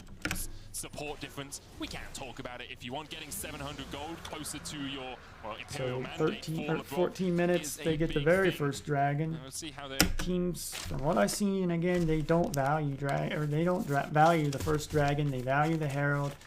I guess it's because the Herald is gold, and going to the dragon takes 2 minutes away that you could be getting XP and gold in your lane, or turret plates. Maybe turret plates give you too much gold, and that's the main reason why. The day when dragon gave you like 1,000 gold, but now that's Herald. Actually, it's turret plates. Anyway, so turret plates give a lot of gold, guys. That's kind of how supports work. As Perks comes in, Niski was kind of overextended there. He has to use his flash. He didn't have vision there. I don't think he had any vision. So Vitality collapsed after that. Did Niski know what was going on? Like, didn't they know they were getting dragon? They didn't have vision. Mad didn't have vision at dragon. they had the golem area. I forget what this brush is called. Whatever. Gold closer to your They have that Imperial wooded. mandate for Labrov The is golem a area. big thing. And we'll see how they're able to use that mythic. And so they roam up. They're collapsing up, and Mad had no vision here. So Niski doesn't have vision of Because them. Labrov is the strongest right now that he'll be in the entire game. He wasn't really. What is Vitality use right here to get Niski's flash? That's kind of how supports work. As Perks comes in, It's just Niski's gonna have to find good play on Vitality. Now, did Niski know that Alfari was roaming? about it. If you want getting 700 gold closer to your Imperial mandate for Labrov, Apparently, is Niski a didn't big know thing. that And we'll see how they're able to use Sejuani that had mythic, roamed 'cause from Labrov down is the here strongest right now that he'll be in the entire or something. game. That's kind of how supports work. He should have known Sed was there. They had no vision, but I mean, or maybe that's why he didn't push up a little bit. Maybe he was trying to communicate with the team. I don't know. A little hiccup there, maybe something to work on, because we can ask, did Niski, was he communicated with that Alfari left lane and was going back? Or know that Alfari went back, or did Alfari just go down here in the jungle? So Perks comes in. is that a Niski's little gonna hiccup in the communication on the team? flash across the wall here. Perks could slide and glide forward, but even with the title, And they used the Nami ult for no reason, so it looks like Vitality have a lot of miscommunication going on there. I pointed it out in my last VODs. I kind of feel bad for Labrov because he does a lot of work. But I don't want to get into this. the wave moving in, he decides against following up. So Mad did get the Nami ult out of that for Niski's flash. But regardless, now Niski can't make a big heroic play for 3 minutes now. So Vitality could play around that, you know.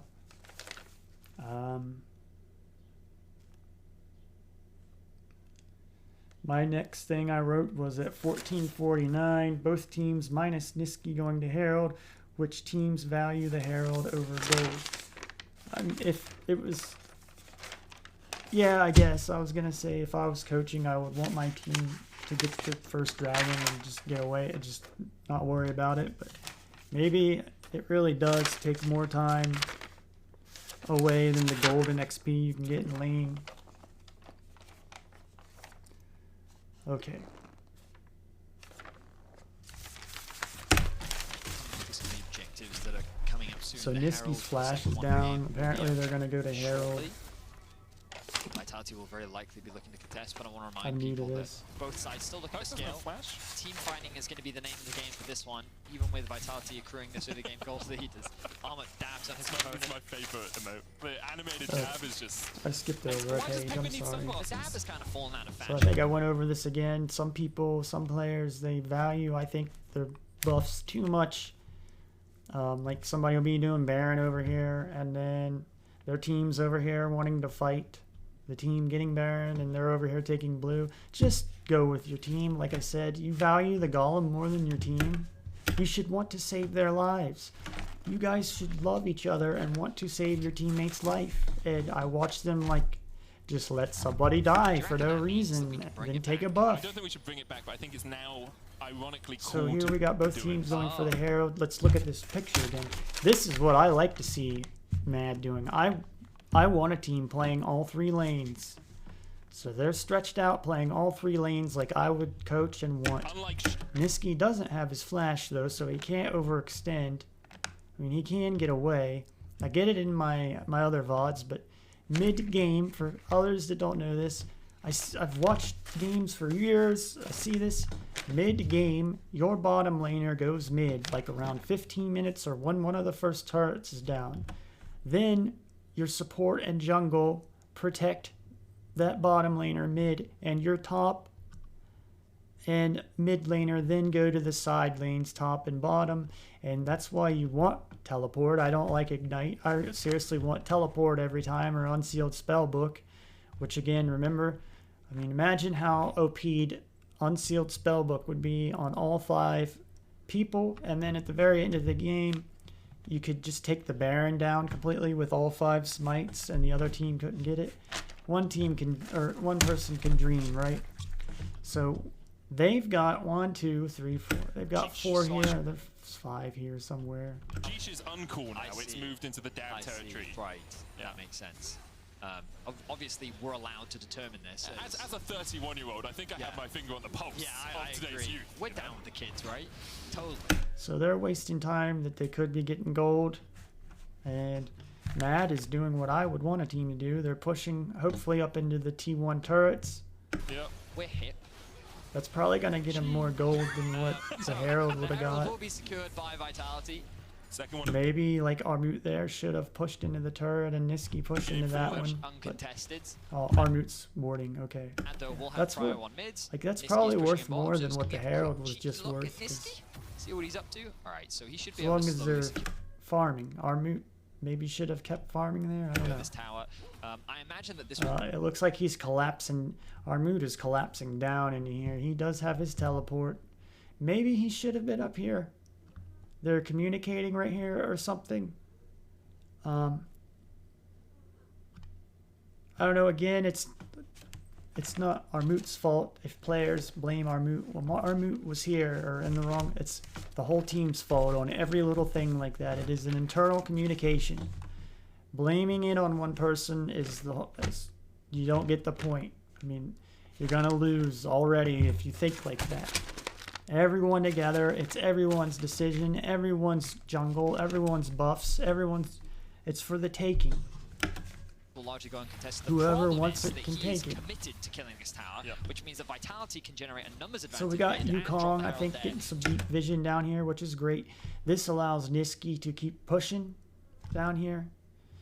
So Niski can keep pushing, whereas Armut really can't push this lane. He just kind of has to Trade it defend back, because, you know, overextending in the line I'm talking about. And so now the line is stretched up, you know, because of the minion wave. And there's no other minion wave crashing it. Anyways, it's not, there's no point. In their favor. So while Mad will secure this one, Oh, never mind. There's the line because they do have vision. Vitality should be able to So secure the another. line And if goes they over wanted here. to, they can push towards. Perks is actually over the line, but again, like I said, he's Vitality's mascot. He's like, look up here, guys, while I take all of this down here. That's what he's trying to do. And he doesn't have teleport, so he could be taken advantage of right now, by the way. The play would probably be to go up here and maybe, I mean, he doesn't have teleport. Trying to think if that would be, I mean, I like what Mad's doing down here, taking his objective, and then Yukong's down here keeping Niski safe. Oh, he gets the turret. Armut just looking for something here. Elioya goes.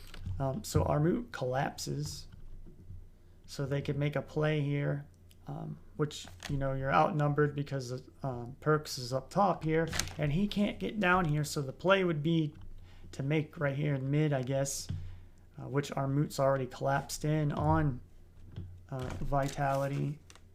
I scan my notes. Okay, so we had just got the Ornn ult, actually. So Armut collapses on them. He uses his ult. At this point, does Mad know? Do all of them know Armut just used his ult right here, or do they not know? Is one of my questions. Is there some type of internal communication not going on right here, where they know, where they don't know he just used his ult, or he doesn't know, or whatever? I mean, it's just little things to look into. The tower fallen already in the So it's always about improving. Like, sadly, I'm not a person that ever satisfied. I want to get better and better. I think it's a good attitude to have as a coach. So Perks answers this turret down here and gets his own, and he has his teleports down, so he could have been ganked. So again, but I don't know how Mad's internal communication works, but maybe that's something to work on. You know, Niski, he's where he should be. because he has the teleport. Armut could be up here because he has teleport. And he came in and used his ult there. So hopefully they make a play where he used his ult. So this was a Maybe the ult helped the Herald out there. I don't know. Was that the right thing to do or not? I don't know. The TP advantage that Just Mad pointing Lions had it available out. to them, which meant that they could create the numbers advantage in mid by 'cause they- creating this. You know, Mad has a teleport advantage here where they have 2 teleports to 1 teleport. So they could make they could force some type of play around here where it'll make them burn their teleport and they can have the other teleport to get from somewhere on the map. I should probably explain that better, but we're going to keep going TP on. flank. However, the problem was Unforgiven got chunked out at the very start of the fight. Then the engage became very awkward because So Alroya, Armut's his ult only real is target down. was the Sejuani, What else? which obviously is not the target that Most you of really the want ults, to engage on. summoner which also spells meant are all engage coming fell back apart, up. which then allowed Perks to secure a top tier 1. So So Vitality Perks found has themselves his with a 2 now, tower or about advantage to. 1. The Dragon Anyways, lead, the Herald lead, I but think overall everyone leads can keep across track the of the board. summoner It's been a slow spells steady and game, stuff, but I'm props just Vitality, pointing it they out. leveraged their early prio to get the early lead, which is very much Gotta keep what we preaching expected that based so on the it's draft that we saw. habit to do As the that. game progresses and as we get further and further into team fights, LeBron my or expectations LeBron, are that Karzi Mad is will past follow that along. zone here again, where I think the bottom laners should be here mid.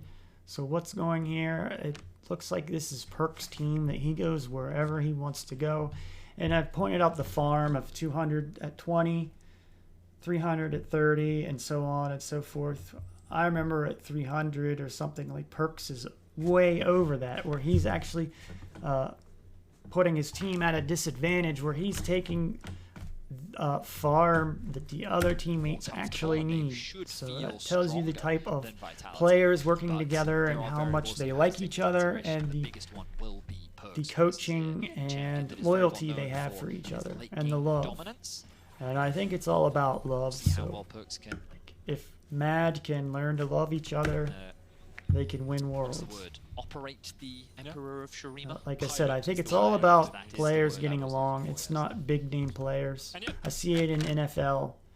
Look at the New England Patriots. They never have star players except Tom Brady, who wasn't even a star. So they never have high-end star players. It's all about working together as one. And when you do that, you'll win. You do your job, you'll win. That's the thing for Perks, right? He's gone for the Leandri. So It's about all 5 doing their job some together, of the tankier not members making of mistakes. Mad. Armut, obviously one of those key targets for him, just chip away. And guys, I've played a game where 72 of us in a MMO are doing stuff like this together, and one person make a false move and we all die. So 5 doing it together, it can't be that complicated. Away, and does give you a lot of extra damage for the squishier members as well. So here's where the big Alioya W decoy works, where Nami Qs and then Alfari ults, and Alioya just happens, I think, to hit W at the right time right here. So he gets the Sejuani ult and the Nami Q. Cars, he's up here pushing the top, or kind of. I don't know why he's not mid and Perks is there. It's not what I want how I would want a team to operate. I want my bottom laner mid and protected by all the other teammates, while the mid and top laner go and push the side waves out. So, and that's the thing I was saying earlier, I guess, is this something where Alioya got lucky, or was this skill, or what? I don't know. Was this mispositioning? But it was cool. Dodged away by the decoy. Smart stuff there by Alioya. And so at the same time, Karzi's up here while his team's fighting, just farming. And this is kind of the thing that gets to me, is teams work together. It's all about together. It's not about a player saying my sword, but it applies to the whole team. But anyways, issues with that engage. Labov able to dodge to the side on the knockup. Haru knocks him back. And so here we've got a 5 versus 5 setting up. We've got Perks that can come behind and flank. We've got Zumi, or whatever we want to call it, Yeri. So we're trying to figure out now. Sejuani's ult is down. Haru's ult is down now. Haru just ulted right there. As well with the Crescent Guard, does still have the flash here and will have to... And so I guess they got to disengage there. Labrov used his ignite, and Haru used his ult and flash. Okay, so let's play it out. Escape. There's a blast going for Labrov, and he'll escape as well. But I wonder if Mad are waiting for the Moonstone on Kaiser. Feels like he is very close to that with the Vandal Glass and the Kindle Gem already. So maybe this is why Perks he completely took advantage, and maybe Mad forgot about that. Azir has a turret passive. And if they get to that point, they can offset we'll the start pushes of the wave right here. So I like what Vitality did there. Again, let's set objectives. Team, we are going to get Dragon. That's our next objective. Prepare it 2 minutes ahead of time. Get the vision cleared out, etc. Because again, they're continuing to use their pressure in a very effective. I think that's what Mad's getting ready to do because Ornn just teleported to bottom lane. They brought in their lane. bot up towards mid, and then they pushed in top, pushed in mid, and they used the Azir turrets here to generate consistent pressure in the mid lane, which then made it easier to set up for an invade towards the top side. Then looking for a pick. Everything is like, it's just smart play, you know? And when the game is At 17:54, our Moot TP bottom lane. Vitality have Sejuani with TP, or Azir that can answer Dragon is the next at 17:55. Well, what I will say is that teams have a lot more time to think about how they want to execute. And I think I was saying like teams setting objectives. Because we know that there's a lot of smart players on this Vitality roster. And when you Because that just hit me last night when I was reviewing this game. That wait a minute, do teams set objectives and focus on that as the entire team, and then get the next one and operate that way, and just win the game by taking objective after objective after objective? Game down, it gives them the ability I think that's the way to operate. And execute them very well. With the way I see the top teams operate. This will be the next objective, and Eljoya finds himself sitting on a ward. So this is where they have Mad have no vision in their own jungle, right? Perks is down here at Krugs. I think we're getting a fight here. Perks looking for the flank here. Armor goes for him. Perks able to slide away. Call to the Fortune going in as well. So they're setting up the Dragon. So the teams are getting ready to play around the objective. Yoya could go for the engage. This gear from the side. He misses the chains. That's where, like, did they have good positioning or not? But I've went into a lot, I think, on this VOD, so we won't go into that right now. Towards the Dragon. So I'm surprised that engage went so... Because we got Perks with his ult and flash, so of course he's staying back here to flank because one thing I'll say, Azir has about 3 screens away he can get, if you know what I mean. Like a large distance he can get away. So of course he's down here at the Krugs. He's wanting to like combo through the players and ult them as an engage. That's probably one of the problems for Vitality is you've got Alfari is your main engage, and he uses his ult in bad places or misses, so then that makes Perks have to be the guy that initiates or engages, and you have Labrov using his ults prematurely or at the wrong time because it looks like he's off with his team doing stuff at the wrong time. Whose fault is it? Again, I don't think it's one player or the other's fault. It's a team fault. And until the team blames themselves, like as an entire team, they're not going to improve. So anyways, we got the Dragon here, which our Moot is back here behind the wall trying to zone them away while Mad is taking the Dragon. It cost our Moot his flash there. But they were trying to zone them away. Secure the second Dragon of the game towards Mad Lions. This will be another kill.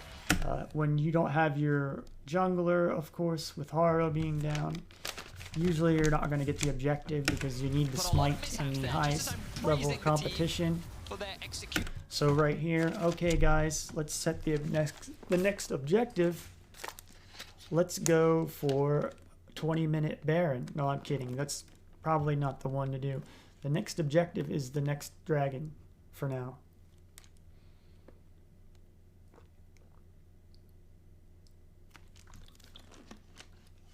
Unless you win You know, I guess there's exceptions and rules, and I need to share the way I think about them, but I can't in this VOD. But, like, you know, there's options. If you do this, well, you can do this or that type of thing. Like, so Baron, you can do Baron at 20. So, like, if Mad wins a team fight here, then, yeah, the next objective probably would be the Baron at 20 minutes. But, you know, typically you don't take Baron until 28 minutes, 30 minutes into the game. So that's why I'm saying, so what is Mad Lion's next objective here? Is it they're all recalling and they're getting the blue. So they're all going to recall back the team as a whole. All right, guys, whoever the shot caller is or the entire team, okay, our next objective is Dragon, and we're going to play around that. If that's Niski that calls that out, whoever works, Kaiser. But the whole point is don't argue over who it is. Just pick one person and that's it. No one's better or not. You're missing the whole point when you argue who should be the shot caller. The whole point is to designate one person to speak for everyone. And it doesn't matter really if they're right or wrong, because that's not what's important in the shot caller's role or job.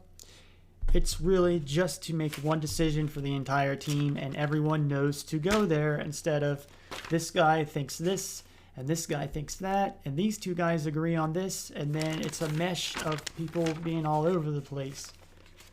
Just one guy, designate one guy. If you got to do more than that, whatever, but make sure one place is picked out quickly, like this. Okay, next one, this. No time. You know, like 30 seconds, you could be getting another wave. 30 seconds, another wave. Don't waste any time on the map. You could be farming instead of like just standing there trying to decide, well, where should we go next? These things you should already have figured out in scrims and practice. It's not good to get on the rift in front of a bunch of people and try to solve it then against an enemy, right? It's better to solve these things in practice or at home amongst the team instead of on the rift in front of everyone, finally resolving issues that you keep putting off and they come out in the real live games, and you have to deal with them at the worst time possible when you can prevent immediately it. Vitality get punished by... They're just so smart, right? You can see Perks down towards one side is trying to get in. Elioya dodges away. Vitality know he's there. And how can Perks ever get near this? I think as well, yeah. So we got a right. 34-minute very game quickly. here. Alfari Got to is sitting stretch the behind energy wall out, right now, right? and that front line is so crucial in terms of their engage. Kazi and Labrov get separated from Haru, who doesn't have his flash available, and then Perks. So I'll let them point this fight out. Even though Vitality was Again, our mutant zones them away with his ult, Got to collapse at the same time. allowing Mad to get the dragon. I could be wrong, maybe Mad would tell me something different, but it's what I can, And a smart person to attack how I no put it crescent together. guard 'cause he used it earlier in the One top man's side of the map, opinion. and then So there, Elioya is getting the Scuttle Crab at 20:02, right? Well, Mad, let's play around this vision. Let's play around this objective. You know, Niski calling out, all right, guys, let's play around the Scuttle Crab, the bottom Scuttle Crab dragon pit area. And we're going to get the next dragon in 4 minutes. And when I play, or I want to plan ahead 2 minutes ahead of time. I want to make my steps ahead of time so I can control my objectives and control my enemies. the flash, because he used it then as well. So Mad Lion. So now and then there's the Scryer's Bloom there. So Vitality now have some vision of this jungle in here. Catch out the enemy jungler, get themselves their first dragon. Trying to figure out, well, why is Zeri going to that lane or that one or that? Game and get themselves a little bit more time to scale. But anyways, Mad have the dragon control vision now. The Scuttle On Crab. his way to his second item They as can well. play around that. I mean, Vitality can play around this all they want, but they're probably not going to get the Baron right now, so that's probably not a good objective to play around. Already level 13. That looks like what they want to play around.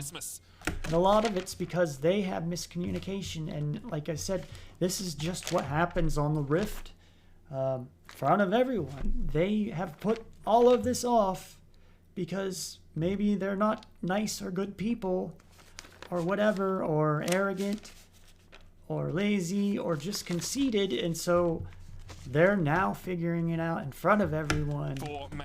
So the teams can take advantage of this if they really pay attention.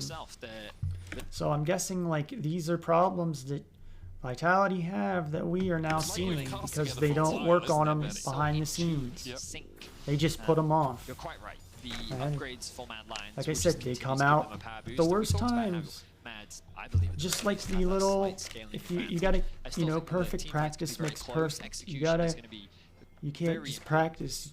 You'll, But yeah, we're kind of waiting for the next you're objective. gaining now. muscle Baron is an memory when option you as practice. Sia will I've got take the that whole objective practice tool very thing quickly, and that you I could think probably is duo amazing to it use. with I a have Sia good plus feedback Sejuani about if you that. really If wanted people to, so trying the Mad, practice they're tool thing cautious around and that you objective. keep They'll just working on the mechanics of hitting the 100 the CS at Scryer's blue. 10, That's what I was 20, looking for. and you can do it in the practice tool and go Insight now, they'll use again this and with again and pride. again with the same champion where you can't do that in live games. Dance will continue. Anyways, we made it to here and I probably skipped 5 minutes, but again, like Vitality, they have problems that just they haven't even resolved yet, and they don't care to resolve, so they come out in front of everyone.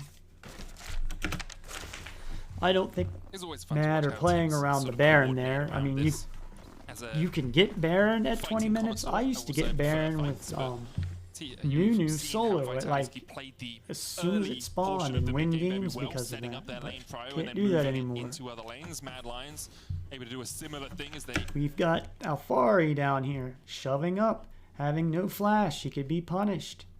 We could be playing around the dragon, our objective team, our objective, our priorities down here at bottom. pushed out the We bottom want lane this and next moved dragon. Elioya behind the Let's enemy get there team, 2 and minutes Alfari here early. pushing forward by himself. Doesn't have flash, of course. So that leaves top open up here, and so of course we got Niski coming bottom. I don't know why Armut is mid. He was catching waves there, I think, while he's waiting on Zeri. But like, I think he should be up here at the top. I mean, he doesn't have teleport quite yet, so maybe that's why he's putting it off a Elioya little spotted bit. on a ward, just making sure that Alfari doesn't stay too much longer. Ping is coming down towards the mid lane. Armor's going to dash away here, Card. Because somebody's gonna have to come up here and shove this wave, or at least that's what I like, is the 1-3-1. Going forward, tidal wave coming out as well. Don't want any gold or XP wasted. So we got a skirmish here. Like I said, was it? I don't know. Was Armut out of place here or not? I don't know. To stop the stun. I'm not picking on Armut. Boom Prison locks him. I'm standing up for Armut actually. Like I said, it's not his fault if people want to blame him amongst the team or fans or whatever. It's the entire team's fault. It is a team game. So here we got a skirmish going. Niski is using his teleport right beside Perks. I'm sure he's going to take Perks' ult, is what I was getting ready to say. So already we have Lebrov's Ignite down and ult and Karzi's ult. This is a good time probably to come punish them because they just used half their stuff already and they're going to be outnumbered. So they already invested a lot of stuff into this fight on Armut. Armut used his ult. Maybe he shouldn't have used his ult yet till Niski came here. Maybe he used it to live and zone away. I don't know. I'm not Armut. I'm just pointing it out. Right? Do we have Yukong? We don't have Yukong yet. Alfari should be teleporting here by now, but I don't think he's that type of guy. He doesn't care about his team. He wants the gold. He would rather his team die and he get the gold. That's what he thinks, people, apparently. And you can judge people's personalities in this game. Anyways, so Niski comes in to save his team. He has Nami's ult, right? It's a good ult to have. It's good disengagement. So Niski used his ult. His teleport's down. He still has his flash. We got Vitality running away here. Alfari is teleporting in here when it's too late now. But again, miscommunication. And I'm not putting Vitality down. Just miscommunication. I'm just pointing it out. Yumi's using their ult. Like I said, he's got Nami's ult, so this is a good disengage. And so hopefully they can...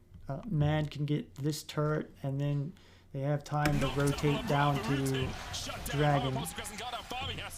Let's see how it plays out. They just kind of back off. I remember I figured this out. I was wanting to know, they kind of just leave. Like the team just kind of casually leave there. They did have Alfari's out his ult in there. It seemed to me that Vitality believed that they could disengage effectively from that fight, but Niski really committed, and Armor with a beautiful knock-up onto Labrov meant So, that they could find themselves another kill. Armut goes back Reclaim a little to bit of map push the control. bottom They're still down lane. in towers. Vision, they haven't really been able to push into the enemy jungle, but Aljoya with a pick. Okay, we got them expanding their going stuff forward. again. This was kind of weird. I don't know why they backed off. I remember there was one reason why I figured out why they backed off here. As soon as he TPs in and Mad Because they just kind of back off. I guess it's because of the Sejuani ult.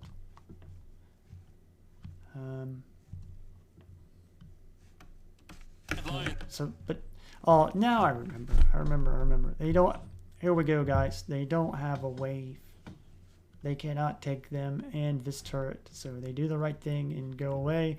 Armut, I don't know if they're they already know right here. Okay, Armut knows to go here. But they, and take note, Mad doesn't have very much deep vision in here.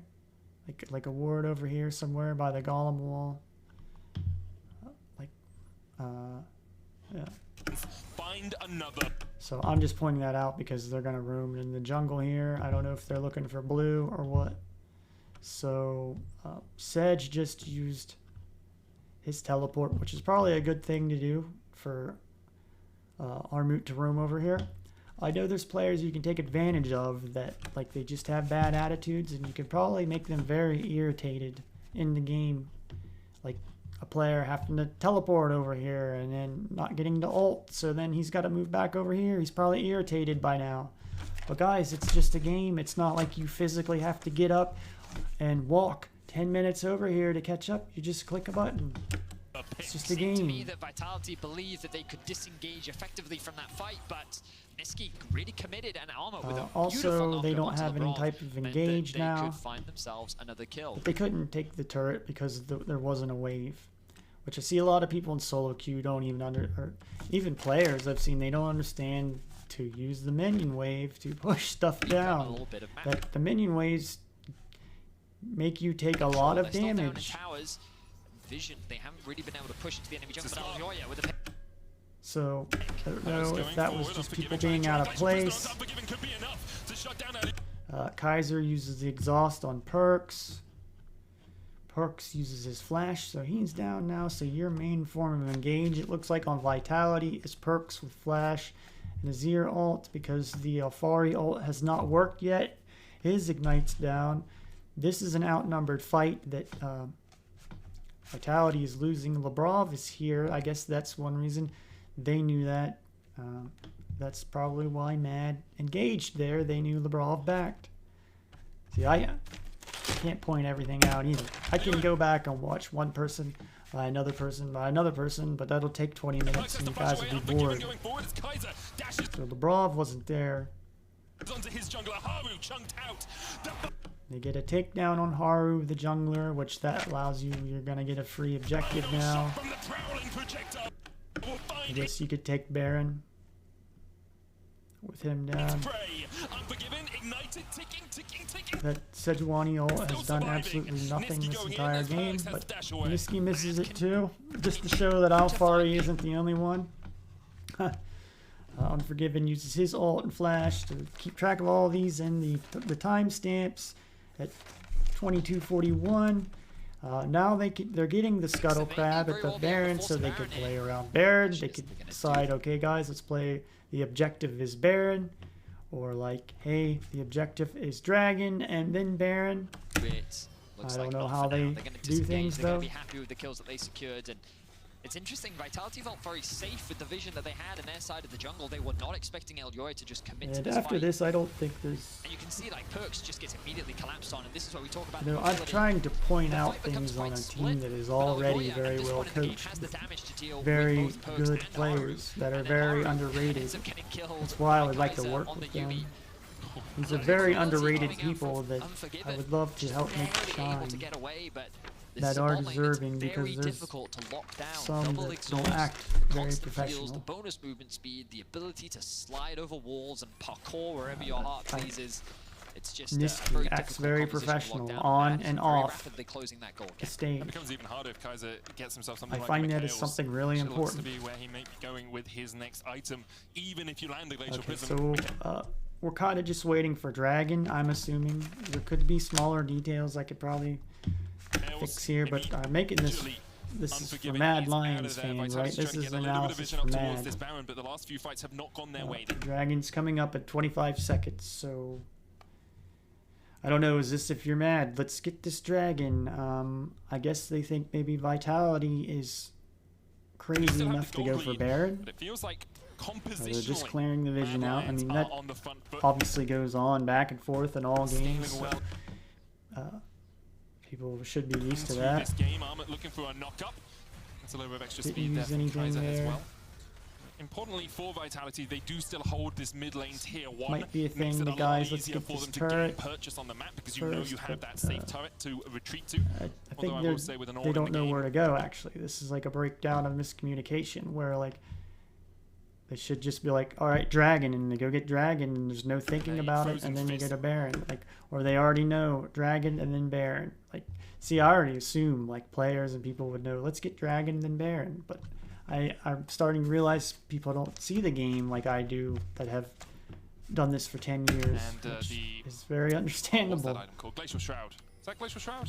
Frozen Heart. Frozen Heart is the one. Builds out a Glacial Shroud. So, Sorry. okay, they're gonna send Zeri down to the Dragon while they watch the Dragon pit, I think, or they're gonna push mid. I mean, the difficulty for Mad is going to be sieging onto these towers, as he has really prominent wave I don't there, think and then you also they have know Fusion exactly what to culling. do here.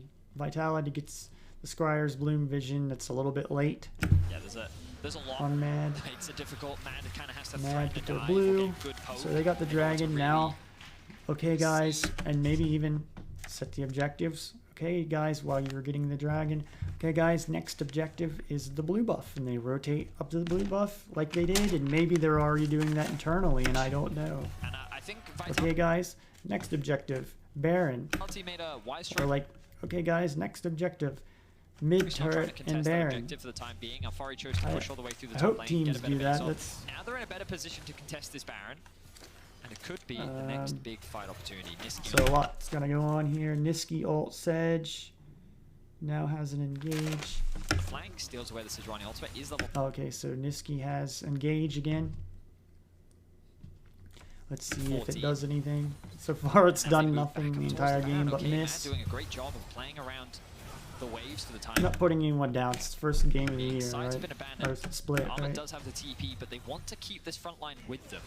It's And really Niski important that when hasn't you have things played like for the Ornn and the Sejuani that you leverage A them while, to so face he's a check little rusty, and he the played really dark well. areas of the map, and also that your engage is with you. So really, you need to rely on perks and Niski tactics. Just Okay, so Mad gets the Scuttle Crab of the Baron, so 25-20. Now they can say, let's play around So Baron, on top of guys. Dash, We've got the ball tied away. we have the vision over this now, and I'm guessing that's why Vitality is forcing a fight here.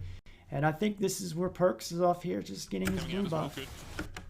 Ball with the Aqua Prism, but Alfari He's just over here getting his blue buff while his team decides to engage, and that's a problem, common problem where they don't communicate with each other, and so like Alfari thinks, well, Perks will know to engage here, and no one said, hey guys, I'm getting my blue buff, and it's not even my blue buff, it's our blue buff. So Perks is already missed position out of here, making this a 4 versus 5. Niski had the ult, which I think he lands on Alfari. Labrov just used his ult. So right now let's on see the how back this foot, plays final out. chapter. Yumi ult, Ornn ult. Again, Perks is just over here getting his blue. There's the call of the Forge. Which I'm pointing that out, guys. It's not me being funny. That's horrible. You don't do that, is what I'm saying. You don't let your team over here die and take the blue buff over them.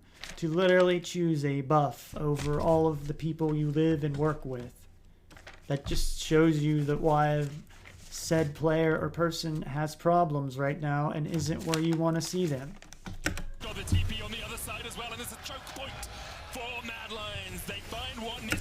So Niski uses his flash. He doesn't have an ult or anything there, so I think, okay, He flashes in. teleport, Elyoya, flash, so they're going to try to take him down here. They got a wave this time, so they might be able to take turret aggro. Niski had a stopwatch. I had that in my notes, but Niski at one point went back, and I was like, why did he go back then? But he got a stopwatch. So there's the stopwatch. Perks uses his ult for no reason, just to get away. I mean, you could see like games where players don't even engage. They just don't like their team. Everything's all about them, and I don't want anything to do with a team like that. That's why I want to work with Mad, is I don't want to work with a team where they already don't get with each other and it's about money. I don't care. I want to win championships. I want to make more friends and people in my life, and have a long life with them and experiences, and like be able to meet them in person at times, you know. But some people aren't like that. They just care about money. But I can tell Mad actually care about their team and their well-being, and that's why I would want to be part of them. I don't think I could go in and fix Vitality. I can already point out some of their problems. It's too many to fix. Like, I'm just gonna get blamed. Vitality is the type of team where they're big name players, and so the owners don't care about performance. They just make money off that brand, right? So they don't really care about performance, where Mad cares about winning. That's what they want to do. Locking Sejuani against a composition like this. That's what I want to do. I don't want to just go out there. Oh, the point I was making is, so then when you've got players like that, then it seems like teams, they spent all this money. Why didn't they get a top coach too, since they got all this money? And so they skipped out on the coach, I guess. They got all these high-end players and then got a discount coach.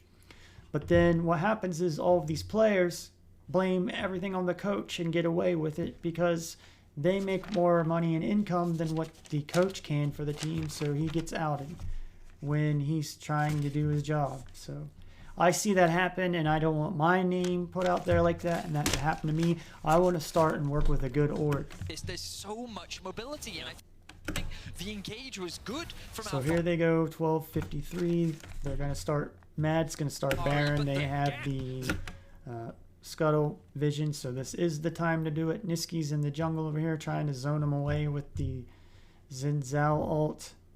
Perks is here farming blue on his own for no reason. Like I said, I can really point something out to you here in a few. Was just some of the power that's... And so Armut's going to use his TP.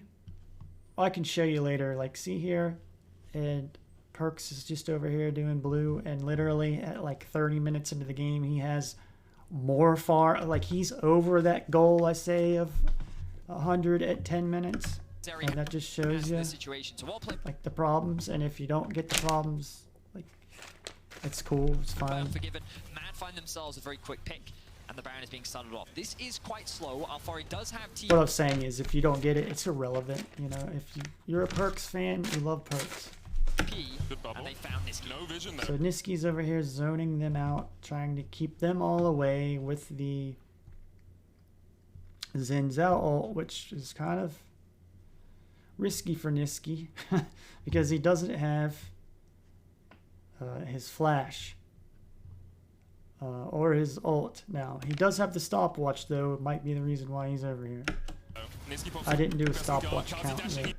So he's got his stopwatch. They know that, he knows it, but he doesn't have a flash. Vitality seemed to throw a lot of resources into things that is inefficient. So the ignite's down, the exhaust is down. You know, just the younger players, they don't hold on to the summoner spells longer like they should. I was like that when I was young, so I'm 36. I see it from a more mature point of view that you got to hold on to your stuff till the very end. But so Karzi had exhaust, he used that. You know, there's a lot. It's all going on all at once. But this takes Mad off the Baron. Perks does come over here now, and then Alfari backed and is teleporting back. I don't really know why at that point, but he is.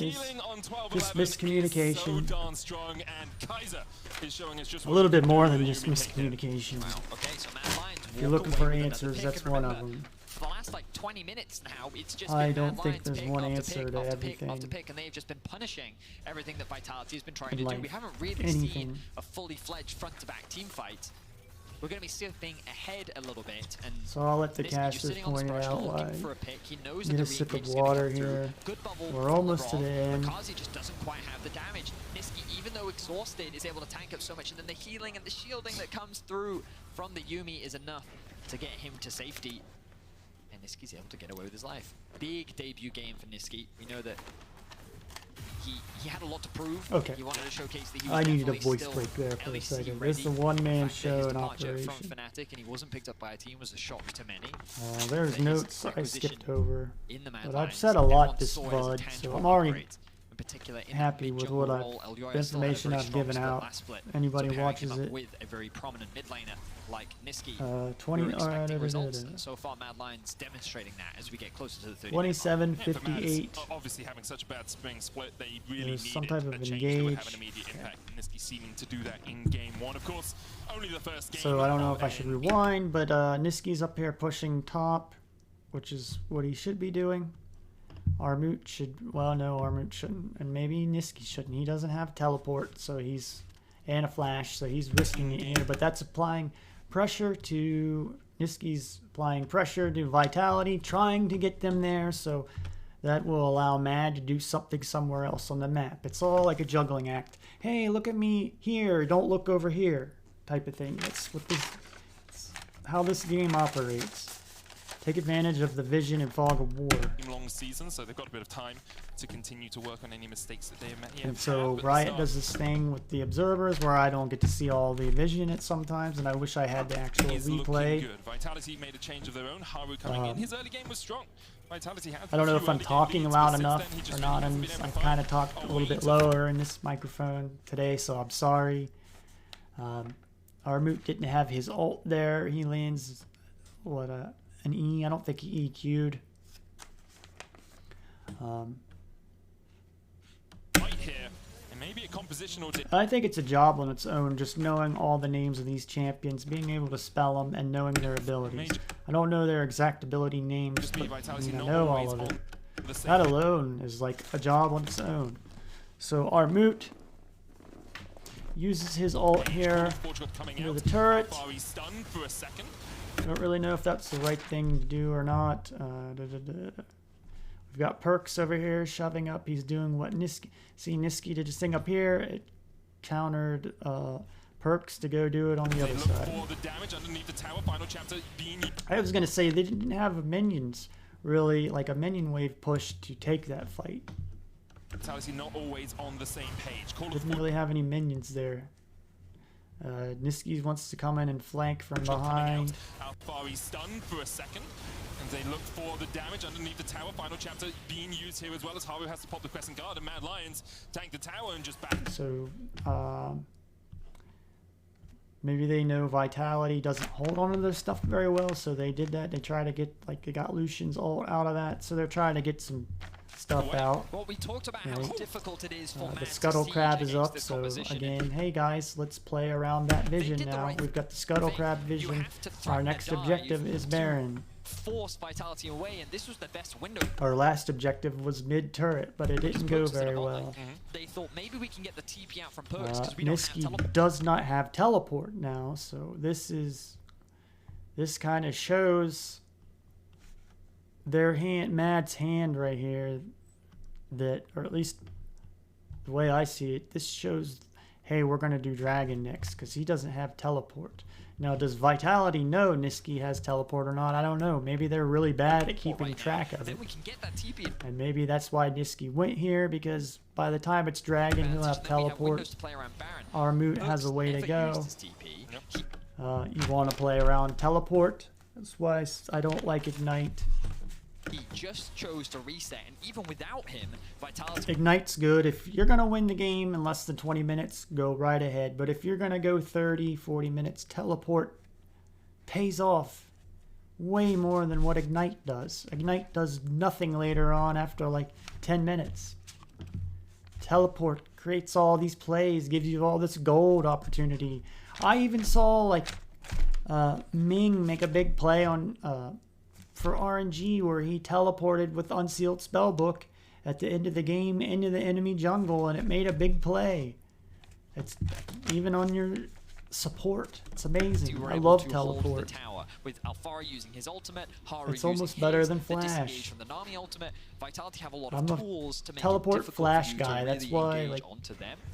The last few years I played held the line top to keep them more in than tower. anything.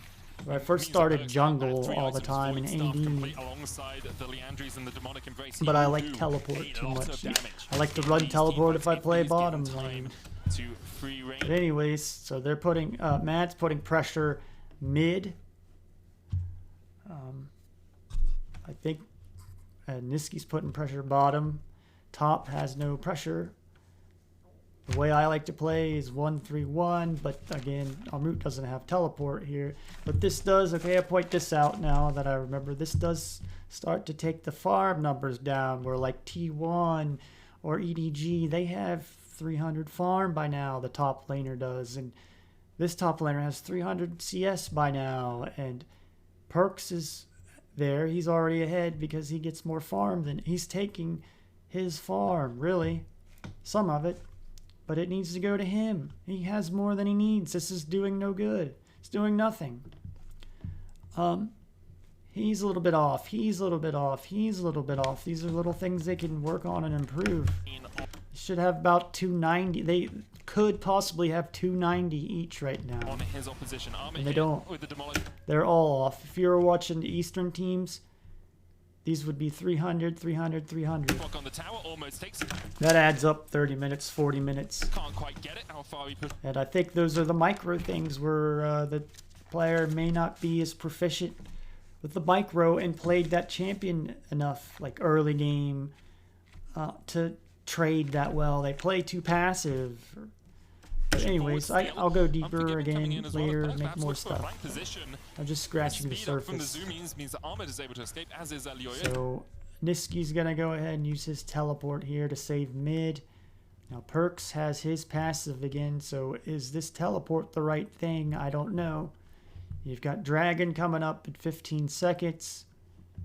All of Vitality is here around Perks' turret. Does Mad keep forgetting that Azir has a turret? Here we go. He's gonna. Niski's coming mid. I think Elyoya has vision down here at the Scuttle Crab Dragon. So again, guys, we're playing around this objective. Our team's objective is the Dragon.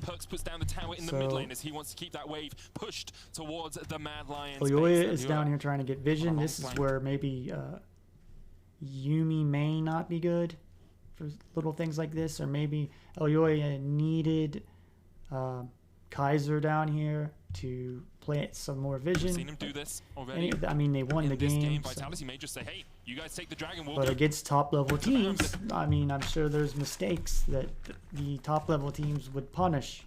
Still vision for Mad Lions around. So Mad starts dragon while it looks like paint this picture. It looks like Vitality is rushing the Baron. Taken very quickly. Mid lane tower boards. Perks does not get across the wall. He's trying to join his bird friends there. I don't know what Perks did there, where he couldn't get over that wall, but behind them actually makes it very difficult for them to. So there again, indecisiveness just plagued Vitality because right there's a big thing. Like I'm saying, Vitality have internal conflict. You can just see it.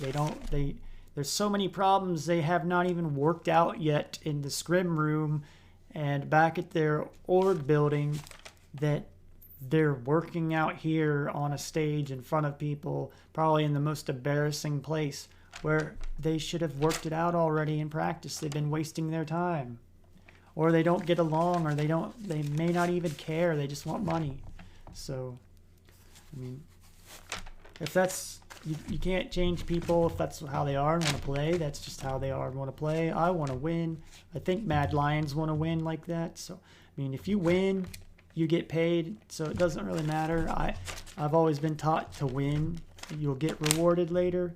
You'll get the money later, get the win, then worry about the money. Bully bait this I guess one out. Perks thinks he's had Probably his streaks out due a ward. already Mad and Lions wins. now know. I don't know. They don't really want to walk too far Not forward saying into this. Top lane wave is pushing anything. So anyways, his turret's forward. up, Mid lane wave now caught by the man. which messes up this wave here to push this turret. It keeps this mid turret up even longer. This mid turret has been a pain the entire time, a thorn in the side to Mad the entire game. Like they keep coming in here trying to get this turret and they can't get it down. Lions, there's still a sun disc behind them though, so But I don't know if was that Mad's objective or did they just end up meeting up at this turret by chance because they have things they didn't work out, scrims or communication. I don't know. I'm here to point them out are investing 5 people towards the top and side of ask the map. questions. This will give Mad control over mid. I'm surprised they don't push for more. They're choosing to go for the river control. Okay, so I really this think they could have threatened that game tier starts two to go if they downhill wanted pretty to, quick but instead here, they're and gonna disengage. again, Both teams I'm showing a lot trying of to respect to one analyze another. Kind of for as you Mad or expect Mad early on in the fans or season, whatever. teams very I don't want cautious, to go very into patient detail. when they first return to the stage. I don't want to remind people that even though expectations are But right low, here, do have a slightly stronger Perks, scaling comp. in my VODs, and I talk about it, I've got a goal of 100 CS at 10 minutes, 220. Like, your laners get that. If your laners get that, you're top level, mechanics-wise. What sort of machine? Like a tractor? Like combine harvester? Like a The best players in the world do it, so if you want to be the best player, practice your micro on that champion and you'll be at that level. But when you're below that, it kind of shows you have some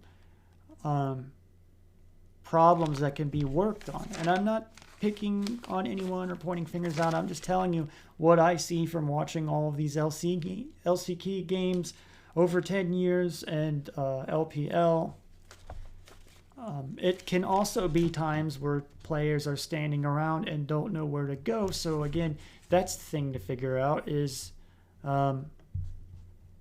polishing where to go so you don't let waves just crash into each other on the map and waste gold and XP that could go to the players. So I'll keep preaching that. Like there's a wave just crashing into itself. Farm crops. And XP that no one is getting. You were a baby. And yeah, Where somebody could be getting that, and then their teammates, the support and jungle, are roaming around getting the vision, etc. More excuse. I feel like that if you had Like I said, though, Yuumi does take some of your vision away, where Yuumi has to stack up with like Wukong and make Yukong, which is nice to get in and out of the enemy jungle, though. Like you can get in and out pretty quickly.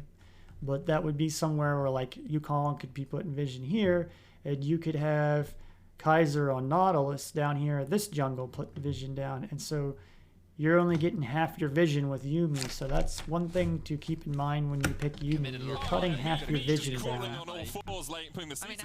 And that's probably a better explanation of it right there. Is like what I mean by half your vision is like early game, your AD has to roam with your support to put the visions that are required for the dragon area and to maybe help mid so he doesn't get ganked, for example. Where with a regular support, your AD can stay there and get XP and gold while this, and Yuumi takes that away. So again, like maybe only the map has one side of the vision lit up in the enemy jungle, like it when it should have both sides, but it can't because Yuumi kind of takes that away. But it does make up in other places, obviously. It's always about cons, pros and cons, risk, reward, value. Farmers Green and how dare you. So I think But yes, he is a farming machine, as you say. the game is 34 minutes long, and there's probably a lot of things I didn't point out yet. So does Armor, though, so we can match this. Looks like the Baron has... So Mad is going for the Baron. Again, Vitality is strung out here where we've got... He could be punished is what I'm saying. And maybe that's what they're trying to do. He's like, I don't have a flash, come get me. And then he wastes time. Like there's times where players chase players and they actually wasted gold. They could have got more in a minion wave by the time they chased a player around the map and in the dark trying to get a kill on them. It's like a cat chasing a mouse. So you can really mess with people. That's what interests me. I want to get with players. I want to, I'm like yo-yoing people back and forth mid-game, in and out of the fog of war. So they're, you're making the enemy team you're playing against, fight internally, because you're making them mad. They don't know where to go, and you can do that. Objective vision control. Being started by the Mad Lions, they're trying to pull this team. Anyways, there's already outnumbered. They're gonna waste. I guess Vitality's gonna waste their teleport here. Elyoya should probably be here to smite, but he's zoning away back here, which this looks kind of pre-planned out right here. They know to do this. I think if you're coaching, you should. I've watched John Madden and all the top NFL coaches, be prepared for every situation. So Mad seems like a team, maybe they practice this situation right here, so they know this is routine. The Elyoya on Wukong knows he can zone him away back here or what, so that's why he's back here, even though he's kind of needed for the smite, but he might be looking for Haru to come in here first. Anyways, we got Alfari coming in to flank from behind. I don't know if this is a good spot to teleport from or not. He's going to have vision whenever he lands down, whereas if he teleported here, he wouldn't have vision on him. So Mad has a ward right here, so he's going to teleport right on top of vision and not surprising Mad. Blue have a vision. But again, Mad is a very well-coached team, so to go and pick things further out is kind of difficult. Maybe to them, maybe nitpicking. I'm not trying to nitpick. I'm trying to help you figure out little things that will add up when you get to Worlds levels and go further than you have before, to step up and improve, to level up. On it, as the TP has been used. Elyoya looking for the flank position here. Ward's cleared out. Baron stopped by Mad Lions, Unforgiven. Okay, so they got the vision cleared out. Mad is all grouped up. Vitality strung out. I guess they don't group up together. About 320 damage there. They got what they wanted, which was the TP out from Niski. Sorry, not Niski, from there's Perks, he may be trying to get at Elyoya, because again, I said junglers, they get really defensive over buffs, and guys, you got to learn to let them go. Let them have the red. You'll make up for it somewhere else on the map. Alfari, that was the person. The reason why I was thinking about that might be why Perks was going for it. He was because he still doesn't have TP. So they waste their smite there, which you could already take advantage and just take Baron because they don't have smite now. Unless that's what they were trying to do. Now you could smite this, right? It's TP, so they go back. Unforgiven doesn't have mana. I don't know if this was a team objective, guys. Let's recall, and our next objective is Baron. I know I keep repeating this, but it's a thing that needs repeated. It's a mantra. But Mad have the ability to. The resets need to come through. They may be getting stopwatches too. Alfari needs to catch top, so Mad should be able to reset onto the map and feel pretty comfortable about themselves. So we've got Wukong has a stopwatch. We're kind of building of course, Niski got the Zanya's Hourglass. Unforgiven going for much more of the crit atomization. We're not really seeing that. Zir has a stopwatch. Of course, these changes have been Zinzao has a stopwatch. Sejuani has a stopwatch. So Vitality have 3 stopwatches. Mad have 2. Crucible on the support right now, also to offer that. So what that means is when you team fight Vitality, of course you got to be aware of the stopwatches because it's going to prolong the fight out. Unforgiven is going to be an absolute menace to deal with. So what I mean is team fighting Vitality might not be a good idea right now with all the stopwatches. They even have more gold over Mad right now. So, anyways, they've got 2 stopwatches and they have 3 and 2. So Elyoya is back here going to flank. All 4 are grouped up with Elyoya flanking over here. Okay. Perks has his ult. Didn't have mid pushed in, now they're Yeah. contesting for this bot jungle. That damage onto Kazi, I didn't even see where that came from. I think it was Unforgiven. Was that really just his double? Through the wall. I think it's so strong, that W. They pointed that out. The Ultra Shock I could rewind. 610 damage. We're getting close to the end here, and I'd like to get some feedback because I can go and spend longer and go further in detail. So, Alfari wastes his ult right here, soloing when he should have saved it for a team fight. I think. I mean, I don't know what's wrong or right. Just Electric Prison coming out. Niski's things I believe and see. I've watched Pro LOL for 10 years now, and LCK and LPL. stolen away an ultimate of his own. Ignite ticking and Try to watch everything. ultimate for ultimate. Meanwhile, I know I've watched doesn't way have more than TP most and people Niski does, so should. Niski's now It going to would teleport up be towards. insane by now. So this is the time to take the Baron because they lost Sejuani's ult already. Baron, as Mad Lions pull the trigger on it. Vitality's going to try and answer his perks. Does have a position to get in here and slide and glide his way towards it. So I think Easy can do up to 610 damage. What? That's the Niski may be playing with him right here to get his ult out of him because he's overextended. Niski is overextended, and Niski's one that knows about the line and crossing the line, and he's not a guy that crosses the line. He skirts it but comes back alive every time. He's a very conservative, calculated player. Yeah, I like How this. far are you looking for something? Electric Prison. I mean, I don't pick Niski's stolen favorites. away an ultimate of his own. Ignite ticking and.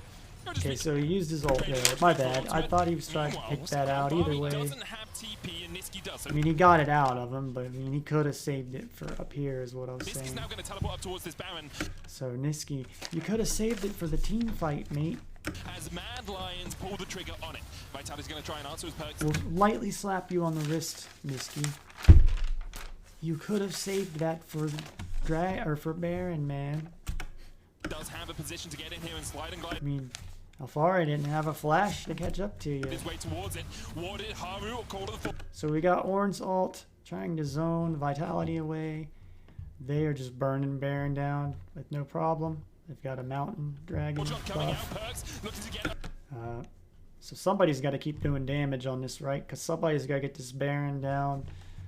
Haru. Across the wall. He's not Got to pay attention really where Haru is. up. Look at the damage. You know, there's a lot going on here. Perks tries to zone them away. He's used his flash. Do you want me to dig this down more? I mean, I figure people watch the fights and can figure that out. You know, Yumi's ult's down. Niski used his ult. Ornn. There's still summoners and stuff up though. The main one, the Nami ult, it's gone. I don't really remember seeing it used in a very good situation yet. It gets used prematurely every time. Karzi's off here to the side, getting his ult off on everyone with Perks' ult. But Yumi may be keeping everyone alive with the heal. The Emperor's Divide goes back. He I don't know much about the new patch and stuff with scrims. pops a stopwatch on the Yoyo in the midst of the. Again, Vitality had 3 As he's healed up by stopwatches. Kaiser. Shut down Mad goes had over to 2. Armin. There's 2 as Kaiser takes another. Albami joins, but it's too little. I don't really know much about Zeri, but it looks like I said I've heard she's OP'd or something like that in 12-11, so I think maybe that's showing. The Baron. If she was OP'd, I would think she'd be picked and banned though all the time. So It's roast boar for Mad. just to be an analysis, let's go through this again. Again, I'm not a lot of stuff that. I mean, it's hard to pick stuff out for Mad. There are a lot of things I can see Vitality, but I'm doing this for Mad, so it's difficult to pick stuff out that Mad does wrong. But there are things. There's always things to improve on, guys. Look at the damage of the perks. The Emperor's Divide And so I'm the type I always want to be getting better and better. goes back. He pops a stopwatch on the Yoyo in the midst of them all. As he's healed up by Kaiser. Shut down goes over to Armin. There's Trying to really figure out why Vitality lost that fight. Two as Kaiser takes But another. we know they have bad Alfari joins, communication. but it's too little, too late.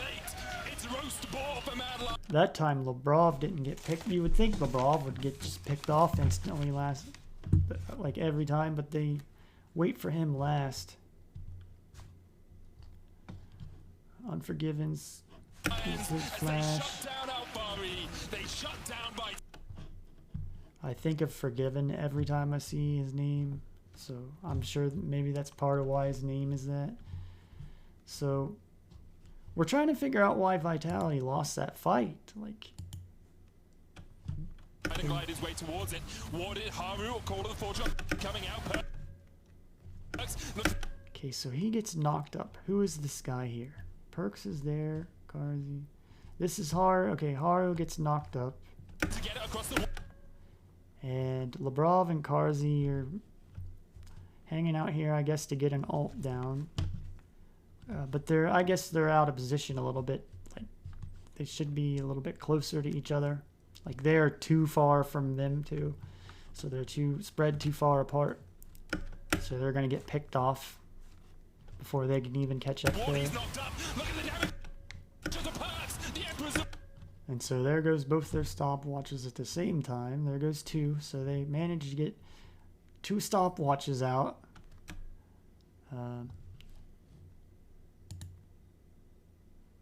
Pull the trigger on it. Vitality's going to try and answer his Perks. Does have a position to get in here and slide The and thing glide we're his way trying to pick towards up it. is, did Warded Misty get a Haru, call Zero's to the ult? fortune coming out. Perks. I think that's what happened, was he used a Zero's ult right here. To get it across the wall. He's knocked up.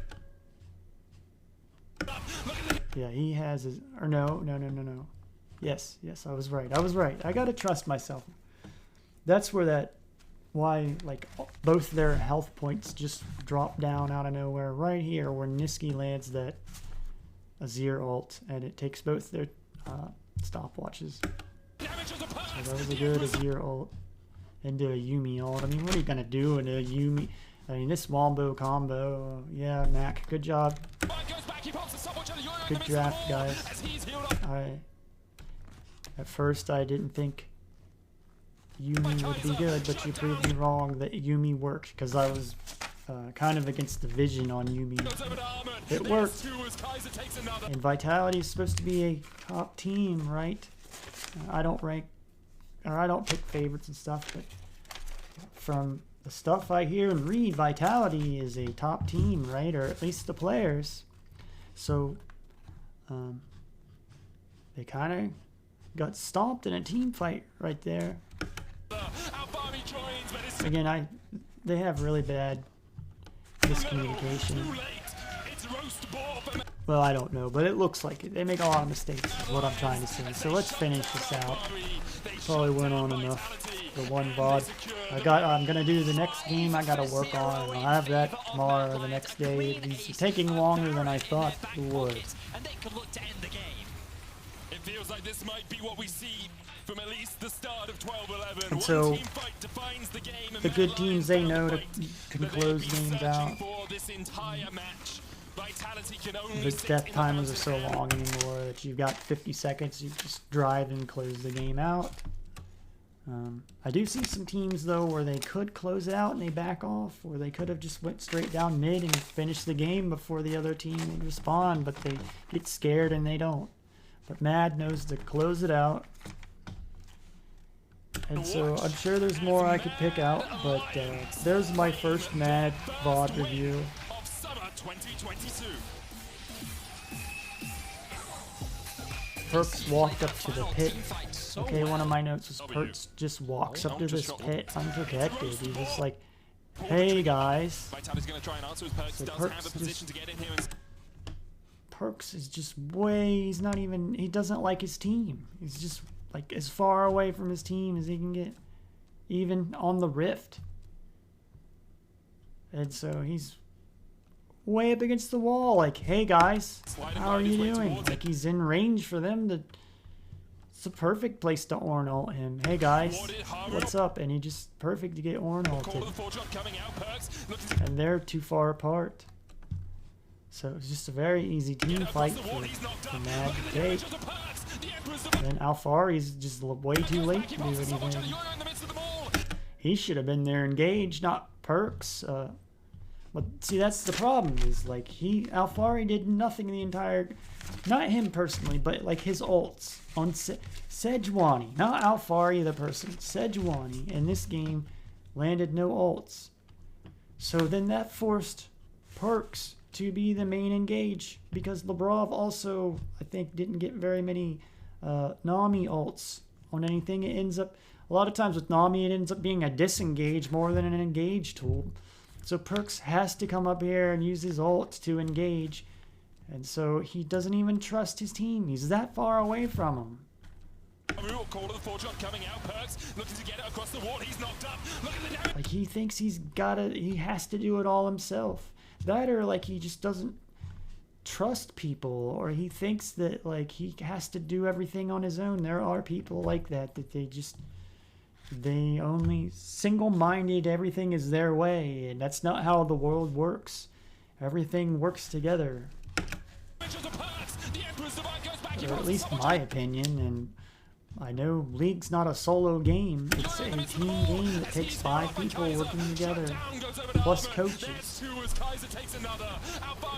So that's it.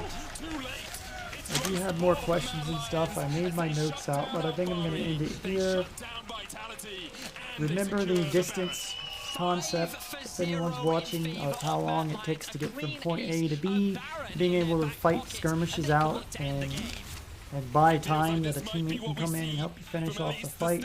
I go into my presentation though to never take fights alone unless you 100% win or you have a teammate around the corner. And I want a teammate around every corner when you're taking a fight.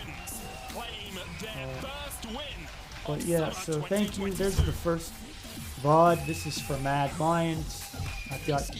Now I gotta go do game number 2. It takes me quite a while. I make a lot of notes, as you can see. I messed up and didn't highlight these notes. But now I don't have to worry about this anymore. I can put this game behind me and get on to game number 2. I've been promising the MSI finals. I've got notes and notes and notes. If I do it, I'm going to scan them in, but I don't even think I'm going to finish it out anymore. It was just practice so I could do this. So here's game 1. Now I got to go work on game 2. I'm not on the clock, I don't get paid, so I don't know how long it'll take. I got other stuff to do. But it's my priority is to get the next game 2 analyzed, get the VOD done, get it out, and get the feedback. So I can see the feedback of, do I need to give this many notes or not? Do I need to dig deeper or what? So there's number 1. Take care, guys. This was for Mad Lions.